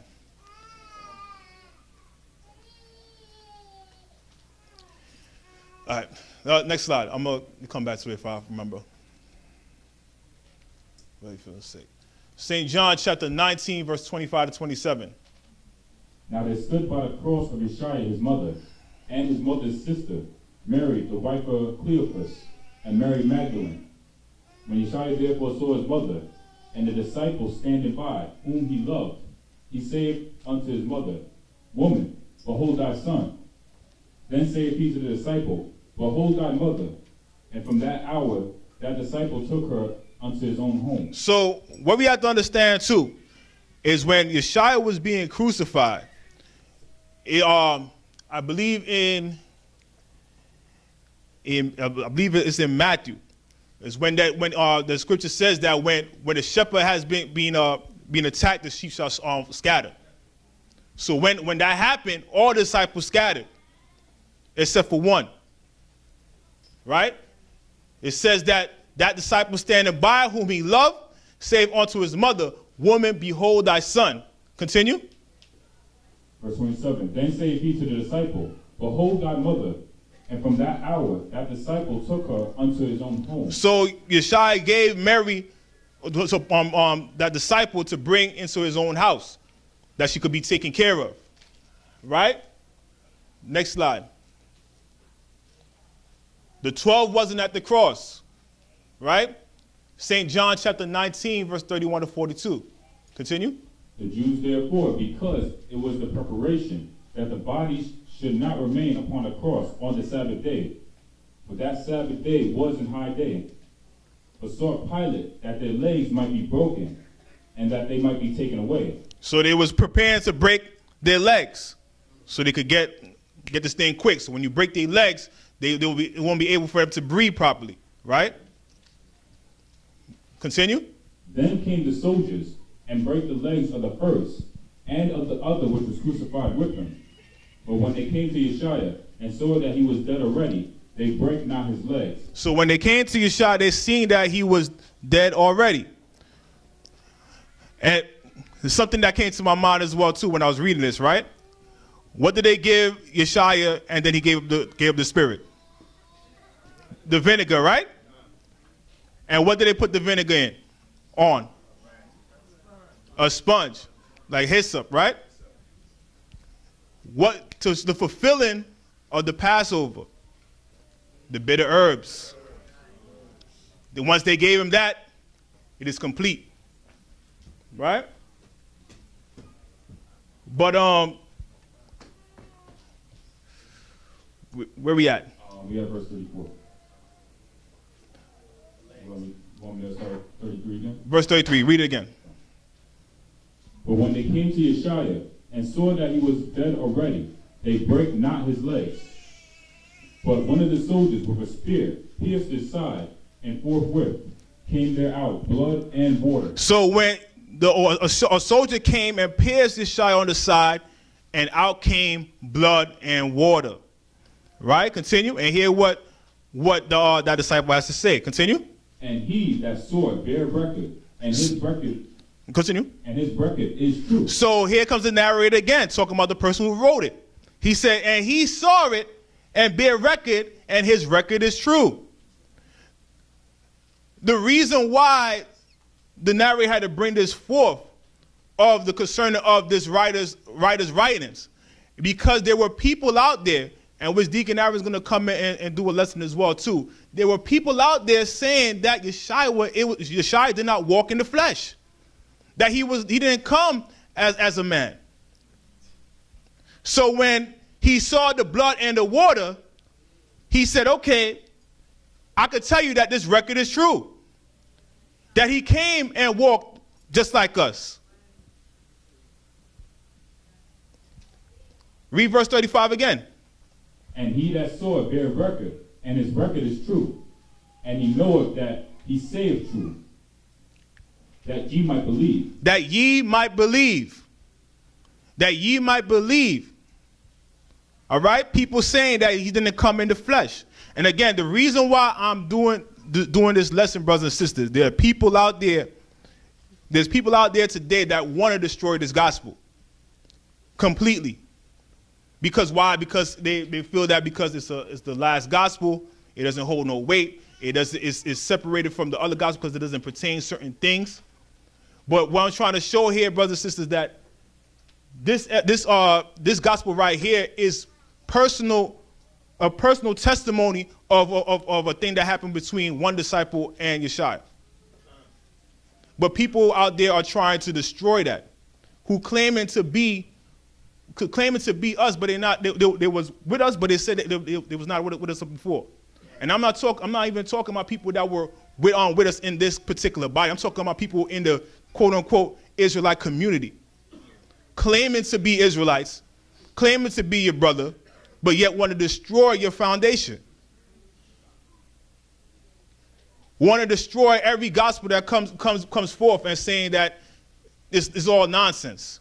It needs to be reconstructed. Right? And especially this gospel right here that people are trying to destroy. Continue. Verse 36. For these things were done, that the scriptures should be fulfilled. A bone of him shall not be broken. So he was witness to let y'all the people, the disciples know, because nobody was there but him and Mary, that none of his bones were broken. He bare witness of that none of his bones were broken, that he must fulfill that. Next slide. Continue. And again, another scripture saith, they shall look on him whom they pierced. And they shall look on him whom they pierced. He bare witness of that. Next slide. Continue. And after this, Joseph of Arimathea, being a disciple of Yeshua, but secretly for fear of the Jews, besought Pilate that he might take away the body of Yeshua. And Pilate gave him leave. He came therefore and took the body of Yeshua.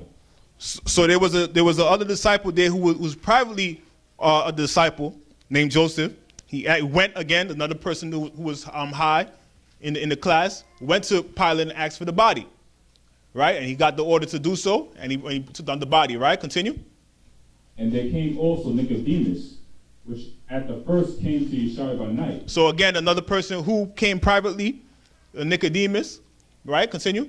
And brought a mixture of myrrh and aloes, about 100 pound weight. Then took they the body of Yeshua, and wound it in linen clothes with the spices, as the manner of the Jews is to bury. Right, so they had Joseph there, very high, well-known, Nicodemus there, a Pharisee. And again, that other disciple, if he was known to be a disciple of Christ, they would have tried to kill him too. But why they didn't kill him? Because he was well-known. Right? Continue. Verse 41.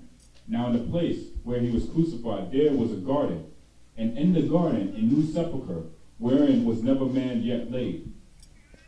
There laid they Yeshua, therefore, because of the Jews' preparation day, for the sepulchre was nigh at hand.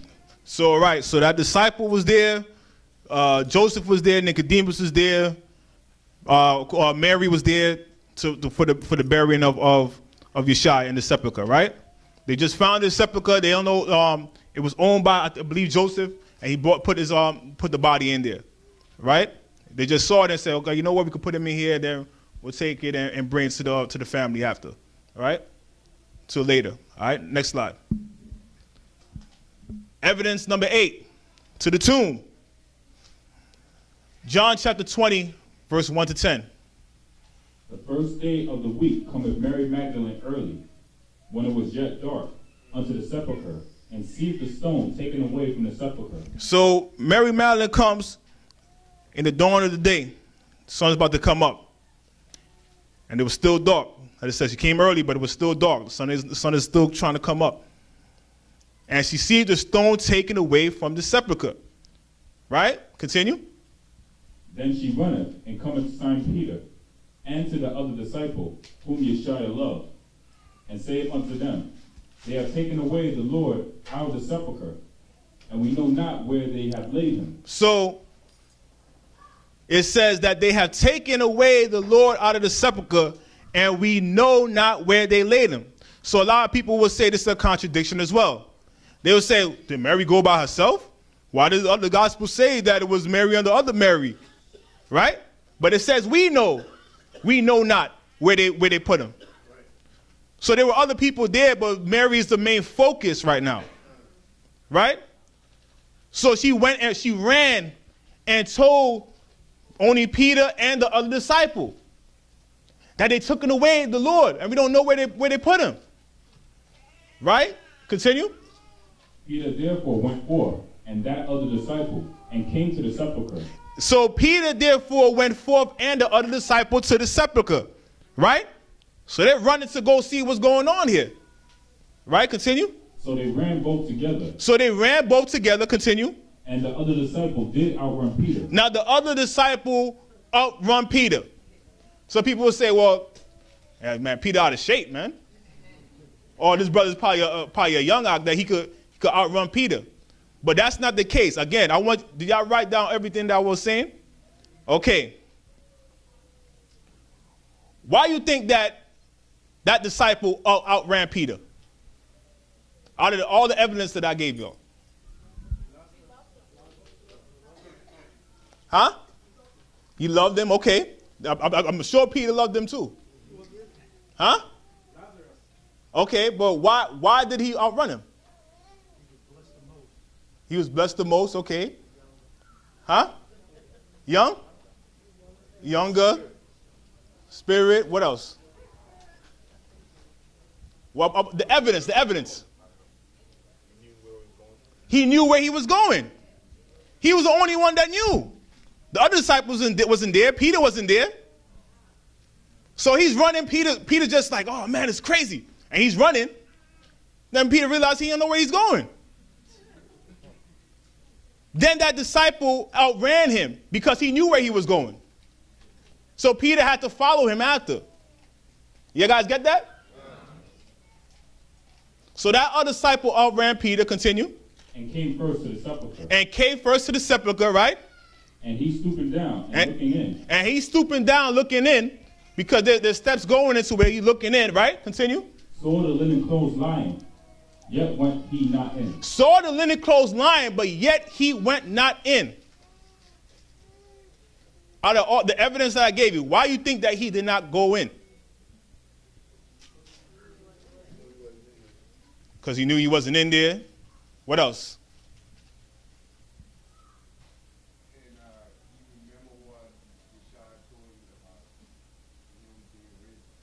About him being risen? Okay. What else?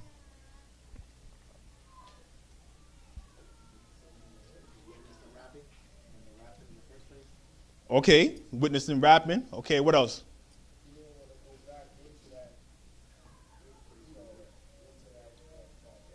He didn't want to go into that area. Okay. The evidence that I gave you, what did I tell you about this family? They were priestly. So, exactly. He didn't want to go and defile himself. He didn't go in yet. So he looked in there like, oh, automatically that you're a priest, and you're like, okay, I can't defile myself like that. So he walks in and he looks in and he just sees the linen cloth. But he doesn't know if the body's there or not. He just see the linen cloth there. The body could be in the corner somewhere. He just made sure that he didn't go in there. Right? Next slide. Right, continue. Then comes Simon Peter following him. There comes Peter following him now, right? And went into the sepulchre. And Peter like, yeah, get out the way, man. I just got to see what's going on. Peter walks in. Right? Continue. And see if the linen clothes lie. And he's seeing the linen cloth lying there. Continue. And the napkin that was about his head, not lying with the linen clothes, right? But wrapped together in a place by itself. Wrapped together in a place by itself. Continue. Then went and also that other disciple. Then went the other disciple. When he realized the body's not in there, he's like, all right, okay, I could go in now. Continue. Then went also that other disciple, which came first to the sepulchre, and he saw and believed. So when he came in, he saw and he believed. Why did he believe? Y'all already said the answer already. Huh? He rose. Exactly. But what else would make him believe of the resurrection? He rose himself. So he will automatically believe and understand exactly what's going on here. Continue. For as yet they knew not the scripture that he must rise again from the dead. So they knew not the scripture that he must rise again from the dead. He said they don't know. The apostles don't know yet concerning this matter. The only person that understands what's going on right now is that disciple that Yeshua loved. He's the one that's the only one that's believing this right now. Continue. And again, this gospel is not here to is not to show like to belittle the other disciples or anything like that. It's just that everybody had their role to play in this ministry. Even though he was the beloved disciple, he didn't give him the keys to the church. Right. Gave it to Peter. Because he knew Peter would take care of that. Everybody has a role in their ministry. That's the reason why you shouldn't be looking at others regarding your ministry. Just do your part. Right? Continue. Verse 10. Then the disciples went away again unto their own home. So when they realized that they couldn't find the body, Peter still trying to figure out what was going on. The other disciples said, I get it. So they all went to their house. Right? Next slide. Evidence number 9. How shall he die? Let's go to St. John chapter 21, verse 7. After these things, Yeshua shewed himself again to the disciples at the Sea of Tiberias, and on this wise shewed he himself. There were together Simon Peter and Thomas called Didymus, and Nathanael of Cana in Galilee, and the sons of Zebedee, and 2 other of his disciples. Simon Peter said unto them, I go a-fishing. They say unto him, we also go with thee. All right, so they're in the time right now, Peter's saying, you know what, I'm about to go fishing. They said, okay, we'll go with you. All right, continue. They went forth and entered into a ship immediately, and that night they caught nothing. But when the morning was now come, Yeshua stood on the shore, but the disciples knew not that it was Yeshua. Next slide. Then Yeshua said unto them, Children, have ye any meat?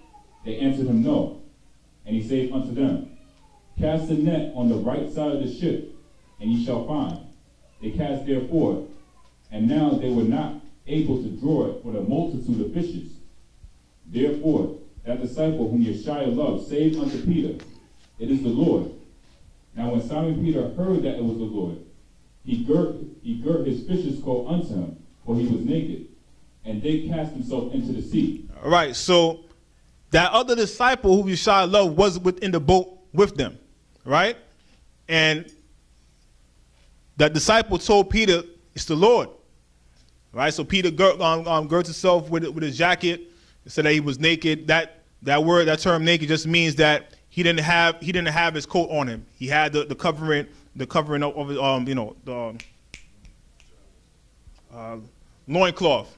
If you are that mistaken, the loincloth, because when you go on fishing and stuff like that, that's what the men usually just wear, just the loincloth, and he girded himself with the fish's coat after, right? All right, continue. Verse 15. So when they had dined, Yeshua said to Simon Peter, Simon, son of Jonas, lovest thou me more than these? He said unto him, Yea, Lord, thou knowest that I love thee. He said unto him, Feed my lambs. He said to him again the second time, Simon, son of Jonas, lovest thou me? He said unto him, Yea, Lord, thou knowest that I love thee. He said unto him, Feed my sheep. He said unto him the third time, Simon, son of Jonas, lovest thou me? Peter was grieved because he said unto him the third time, Lovest thou me? And he said unto him, Lord, thou knowest all things. Thou knowest that I love thee. Yeshua said unto him, Feed my sheep. Why did Yeshua say it 3 times to him? He denied him 3 times. So to make sure that you actually going to do it this time. Are you going to deny me now? Are you going to feed my sheep? Or when the time comes, you going to buckle? Right? Continue.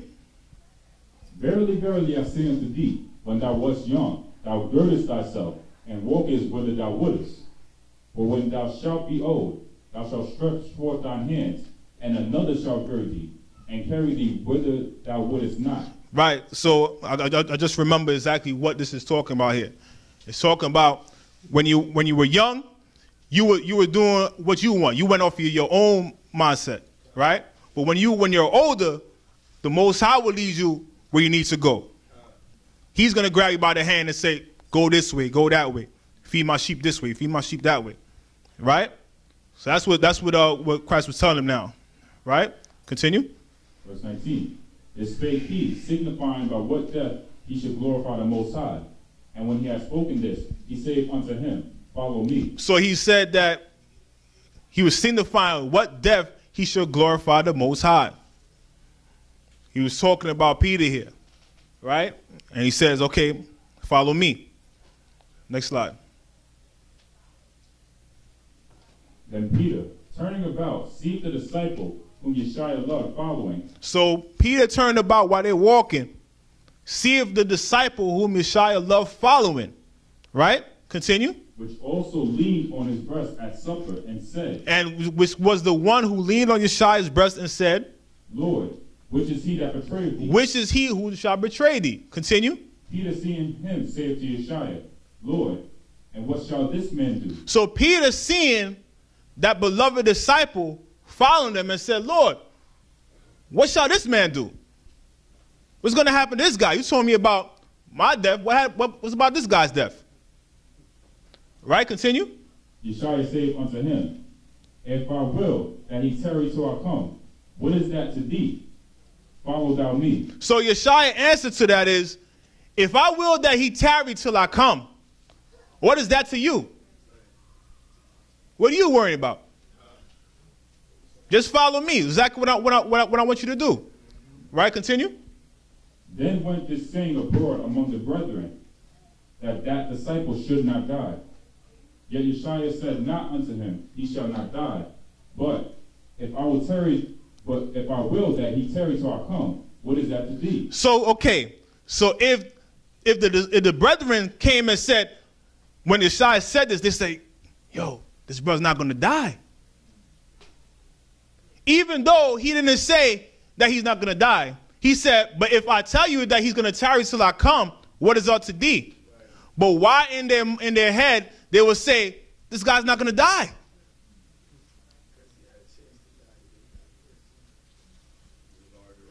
He resurrected. So automatically they would think, oh, this guy's not going to die.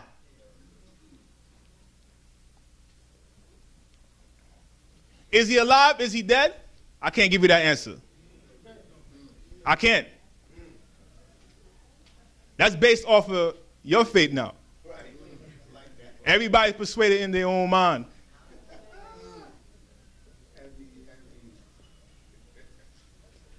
But regardless whether he's alive or not, that doesn't matter, because the true resurrection that we have to know who risen is Christ. We have to be 100% sure that we have faith in that. He said, if you have faith in me, therefore you could be resurrected. Right? So read verse 23 again. Then went this saying abroad among the brethren, that disciple should not die. Yet Yeshua said not unto him, he shall not die. But if I will that he tarry till I come, what is that to thee?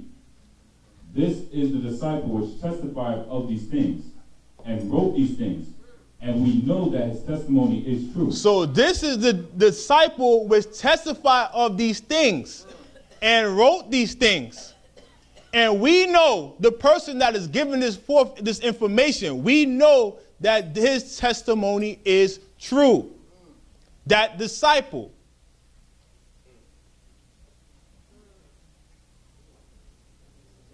Could be John, could be Lazarus. I don't know.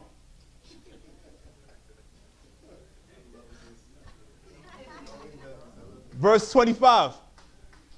And there are also many other things which Yeshua did, the which, if they shall be written every one, I suppose that even the world itself could not contain the books that should be written. But what I want to say again too, man.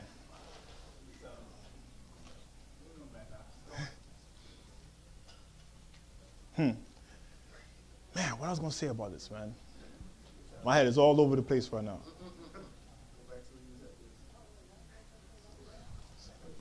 That disciple.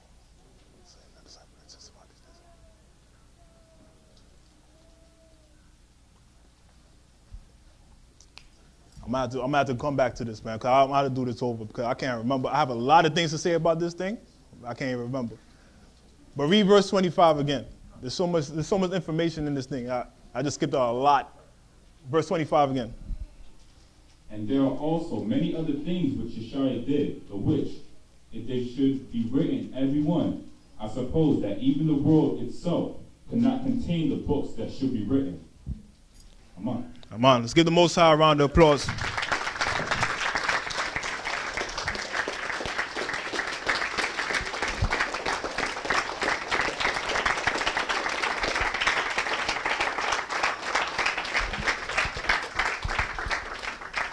All praise to the Most High. Again, the reason why, again, brothers and sisters, I have to know how to defend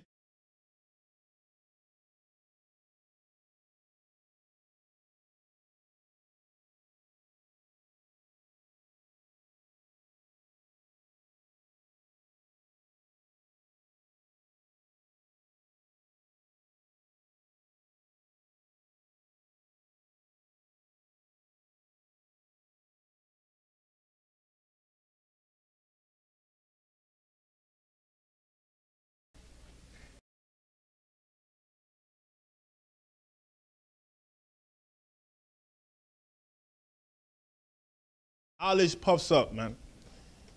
I'm telling you, there's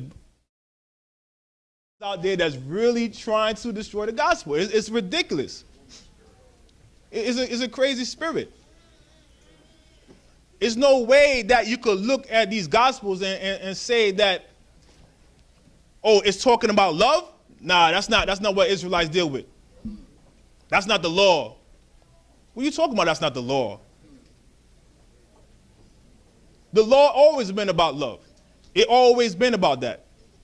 So for a person to say that we're supposed to be getting rid of the book of John because it talks about love too much, and that it's talking it's more for the Gentiles than us, but the thing is, the Gospel of John, you can already tell that it's been written by a Hebrew, and as an Israelite. It's only an Israelite could tell you exactly where the names of the areas, specific stuff like that, stuff that the Israelites did. All these things are written in there. But again, it's for you to defend it. It's for you to hold on to it. It's for you. You had to have that faith within yourself. It's not the books that you read that's going to get you into the kingdom. It's the faith. It's the faith that's going to allow you to get in there. The reason why they gave us this information is for you to look in it. Because there's going to be things out there that it will look like, wow, you know what? I think that's the truth. But it's for you to go in the scriptures and say, that is not the truth. You look at it and say, yeah, it looks good, but that's not what the scripture says. Your foundation should be the scriptures. Everything. You got something to say, brother? Or the Gospel of John and the mysteries within. And there was so many things I had to say about just in the whole thing. I just skipped out a lot of things that I was just thinking about, and I lost it. But I'll probably do it over again. But I'll probably do it online at home somewhere. But again, it's for you to defend the brothers and sisters, right? So I'll praise the Lord. Yes, sis, you have a question? Because, okay, remember I told you that there's two people that's in charge of this book. The author, the writer, and the narrator. John is the narrator of the story. Because he said that this is the record, this is the testimony, and that what was written, and we know that it's true. So he's giving the testimony of what is written, that the brother Lazarus wrote. All right? Any other question? Yeah, all right. So I didn't know this at all. So we're saying that Lazarus is the one that wrote the original testimony, and the book we have here is just like a review of the testimony. Exactly. So he's pretty much being the narrator of the testimony. So do we have the original testimony? I'll say that's it. I mean, if this is record, and he's saying this record is true, we have to go by that. This is what I'm talking about regarding with the faith. What more? What will you try to receive from the original one? If this not the original one. I mean, no, because it's saying that this one is showing that this one is just like a review. Right. Of the written testimony. Right.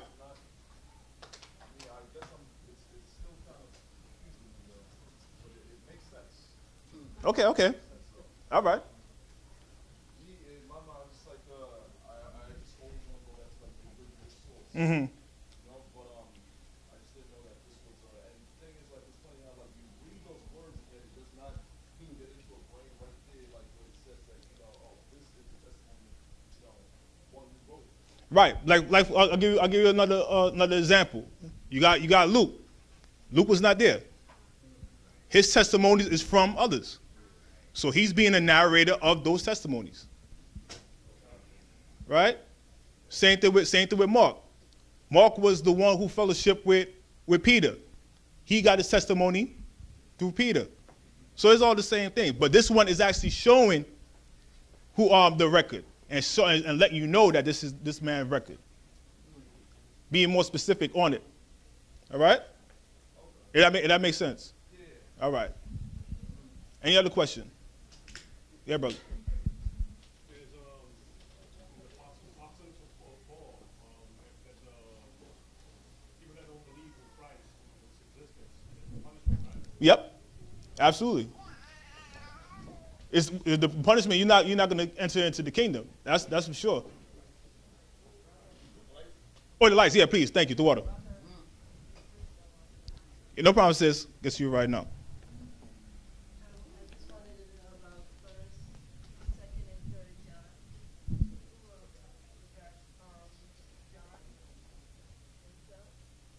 What second?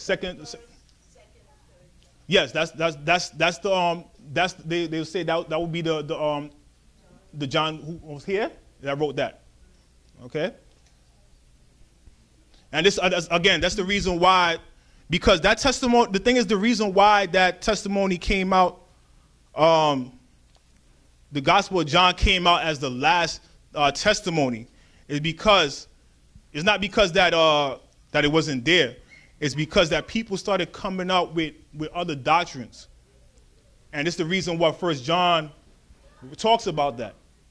Talks about people saying that Christ didn't come in the flesh. Talks about certain different doctrines. So they brought that forth.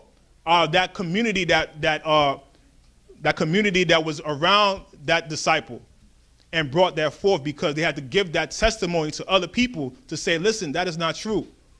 This man was here. This is the record that we have concerning that.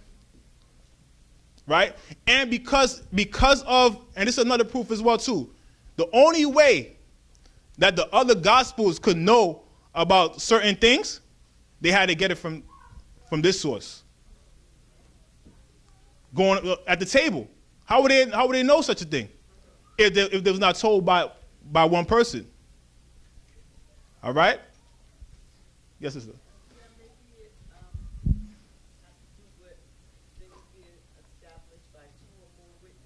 Mm-hmm. That could be it too. Yeah.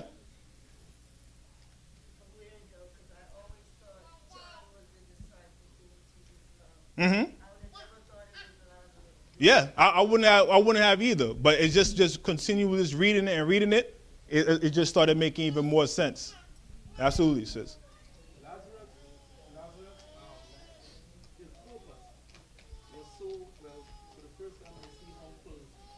Mm-hmm. Yeah.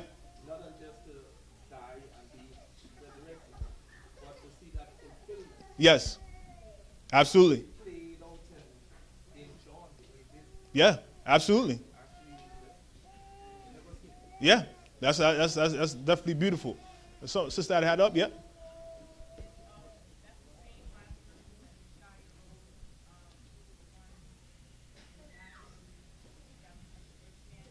No, yeah. I know you talk in Luke, right?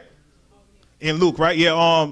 Nah, it's not the same Lazarus because again, that family was a well-known rich family, that are well-known high-class family, and that Lazarus in Luke was a beggar. All right, so it's a different Lazarus. Again, that name is very, very common, but again, for that family to have that same amount of names, you know what I mean? So it's no. Anybody else?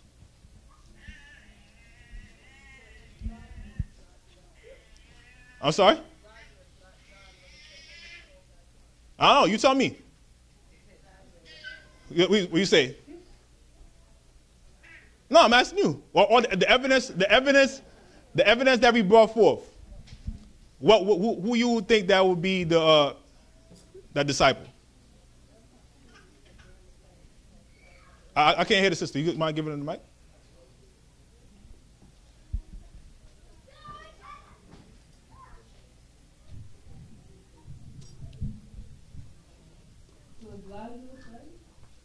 No, I'm not saying that.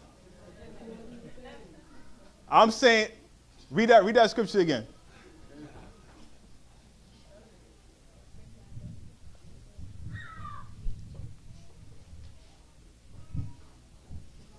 Let's go to John chapter 21.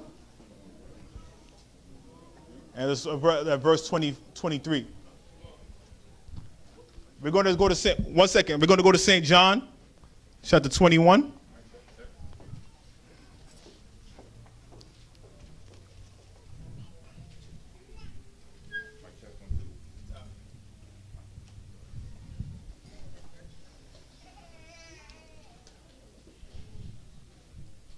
St. John chapter 21, verse 23.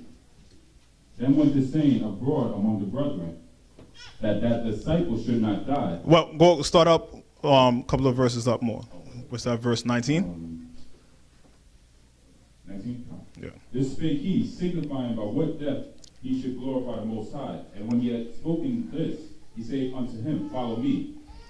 Then Peter, turning about, seized the disciple whom Yeshua loved, following, which also leaned on his breast at supper, and said, Lord, which is he that betrayed thee? Peter, seeing him, said to Yeshua, Lord, and what shall this man do? So Peter asked, what shall this man do? What is his purpose on the earth right now, right? Continue. Yeshua saith unto him, If I will that he tarry till I come, what is that to thee? So he says, if he stays until I tarry till I come, what is it to thee? That was just what he said, right? Continue. Follow thou me. Mm-hmm. Then went this saying abroad among the brethren, that disciple should not die. So this was saying among the brethren, that what Yeshua has said, they automatically thought this person will not die, because he said, tarry till I, if he stay here till I come, what is your purpose? What it has to do with you? Right? Continue. Yeshua said not unto him, he shall not die. But if I will that he tarry till I come, what is that to thee? So he did not say that he would not die, but they automatically thought in their mind that this guy would not die. But Yeshua never said that. So again, I can't give you the answer because the answer was not given. So that's the answer I could give you. That's up to your faith and your mind and your conscience how you feel about that.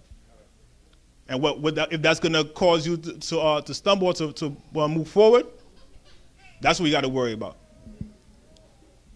Yeah, brother.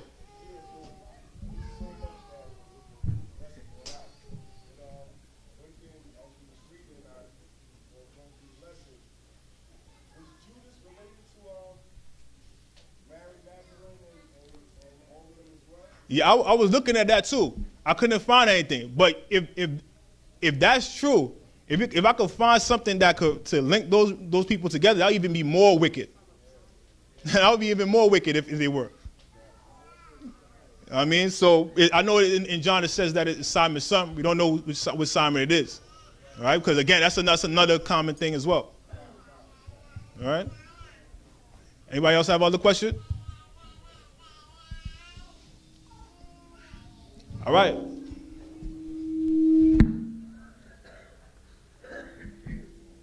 Is the choir coming up? Huh? Oh, first time. But before we do that, we're going to... Smile.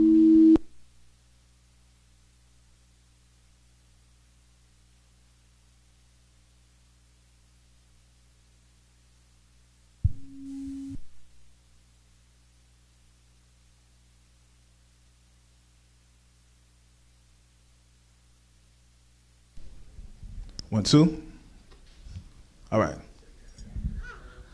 All right, so but before we do that, we're going to leave it for the choir. Who is here for the first time? Raise your hand. Any first timers? Right? Let's give the Most High a round of applause for that.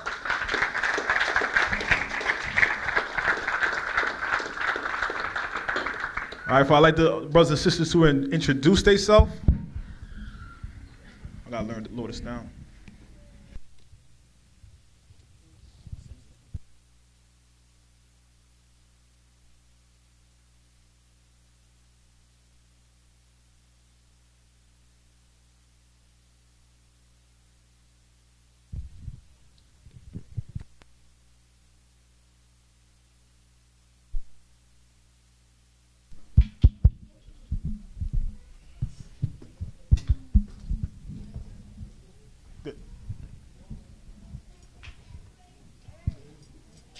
Hi, good. Hi, no. Good evening. Good evening. My name is Tiffany Daly, and I'm here with my family, and we're from the Westchester area. Okay. All praise to the Most High.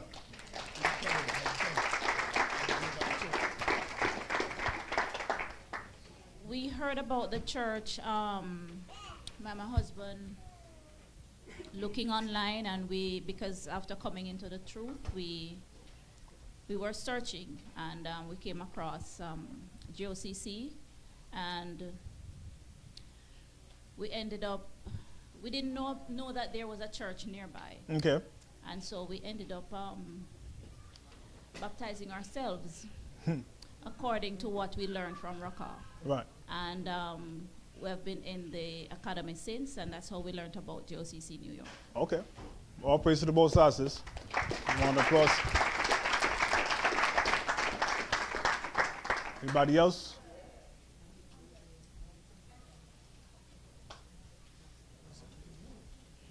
So like 8 hands. What's going on?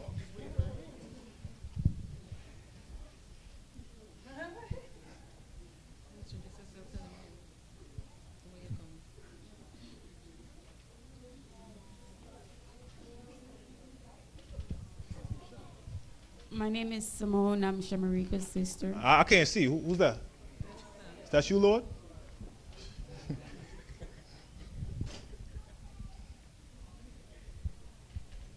How you doing, sis? What's your name? Simone. Okay, nice to meet you, sis. Thank you. All right, shalom.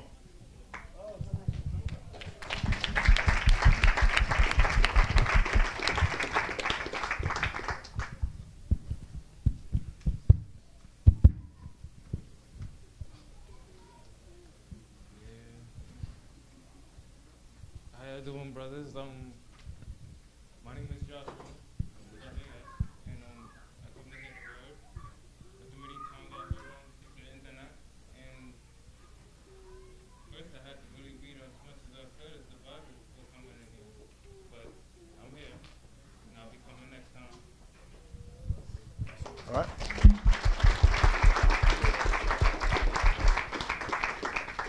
Good evening, brothers and sisters. My name is John Daly. My wife spoke earlier. We hail from Jamaica, and again, like my wife said, we came into the truth maybe about a couple months ago. We were, quite active members in the Christian church, and whatever teachings we had, I guess that fueled what we now know. However, we realized how much we didn't know when we started seeing, a lot of stuff around us and how stuff affected us, especially, racism in this country. However, that's what brought us to the G.O.C.C. Because after looking at some videos with Elder Rawchaa, and, that just, it spoke to us in a way that we've never, seen or known before. And here we are. All right. All right. All praise to the Most High, brother.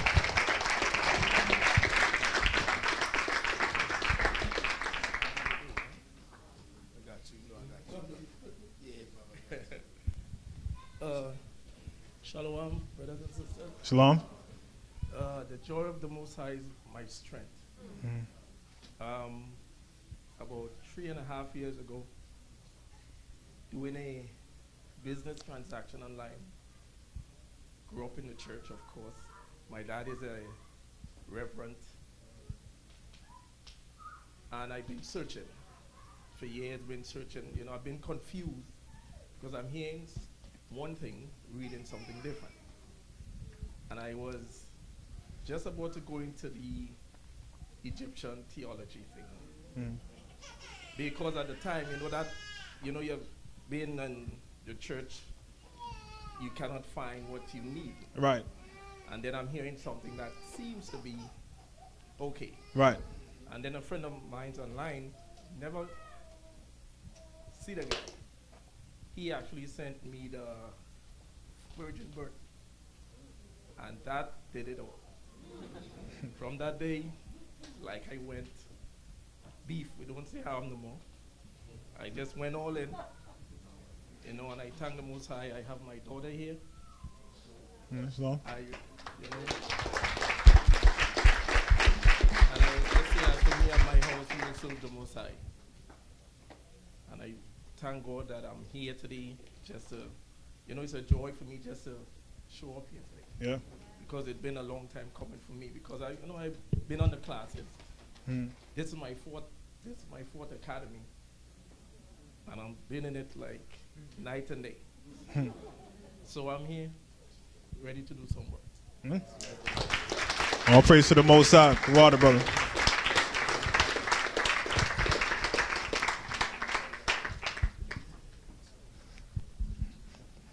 Well, thank you so much, guys, for introducing yourselves.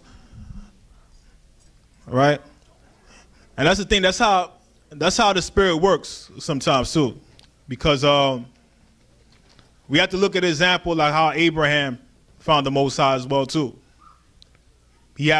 For him to find the Most High, he had to go out and seek. That was his key thing, that he went out and seek the Most High. All right? And then when he seeked the Most High, he had found it, and that's where he stood. All right? He looked at everything and figured out, okay, something's higher than that. Something's higher than that. And then he found the Most High. All right? So all praise to the Most High. So is the choir coming up? All right, so let's give it up for the G.O.C.C choir. Let's start worshiping the Most High.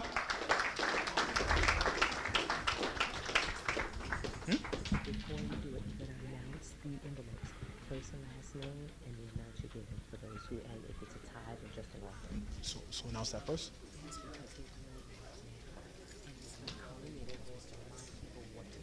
Okay.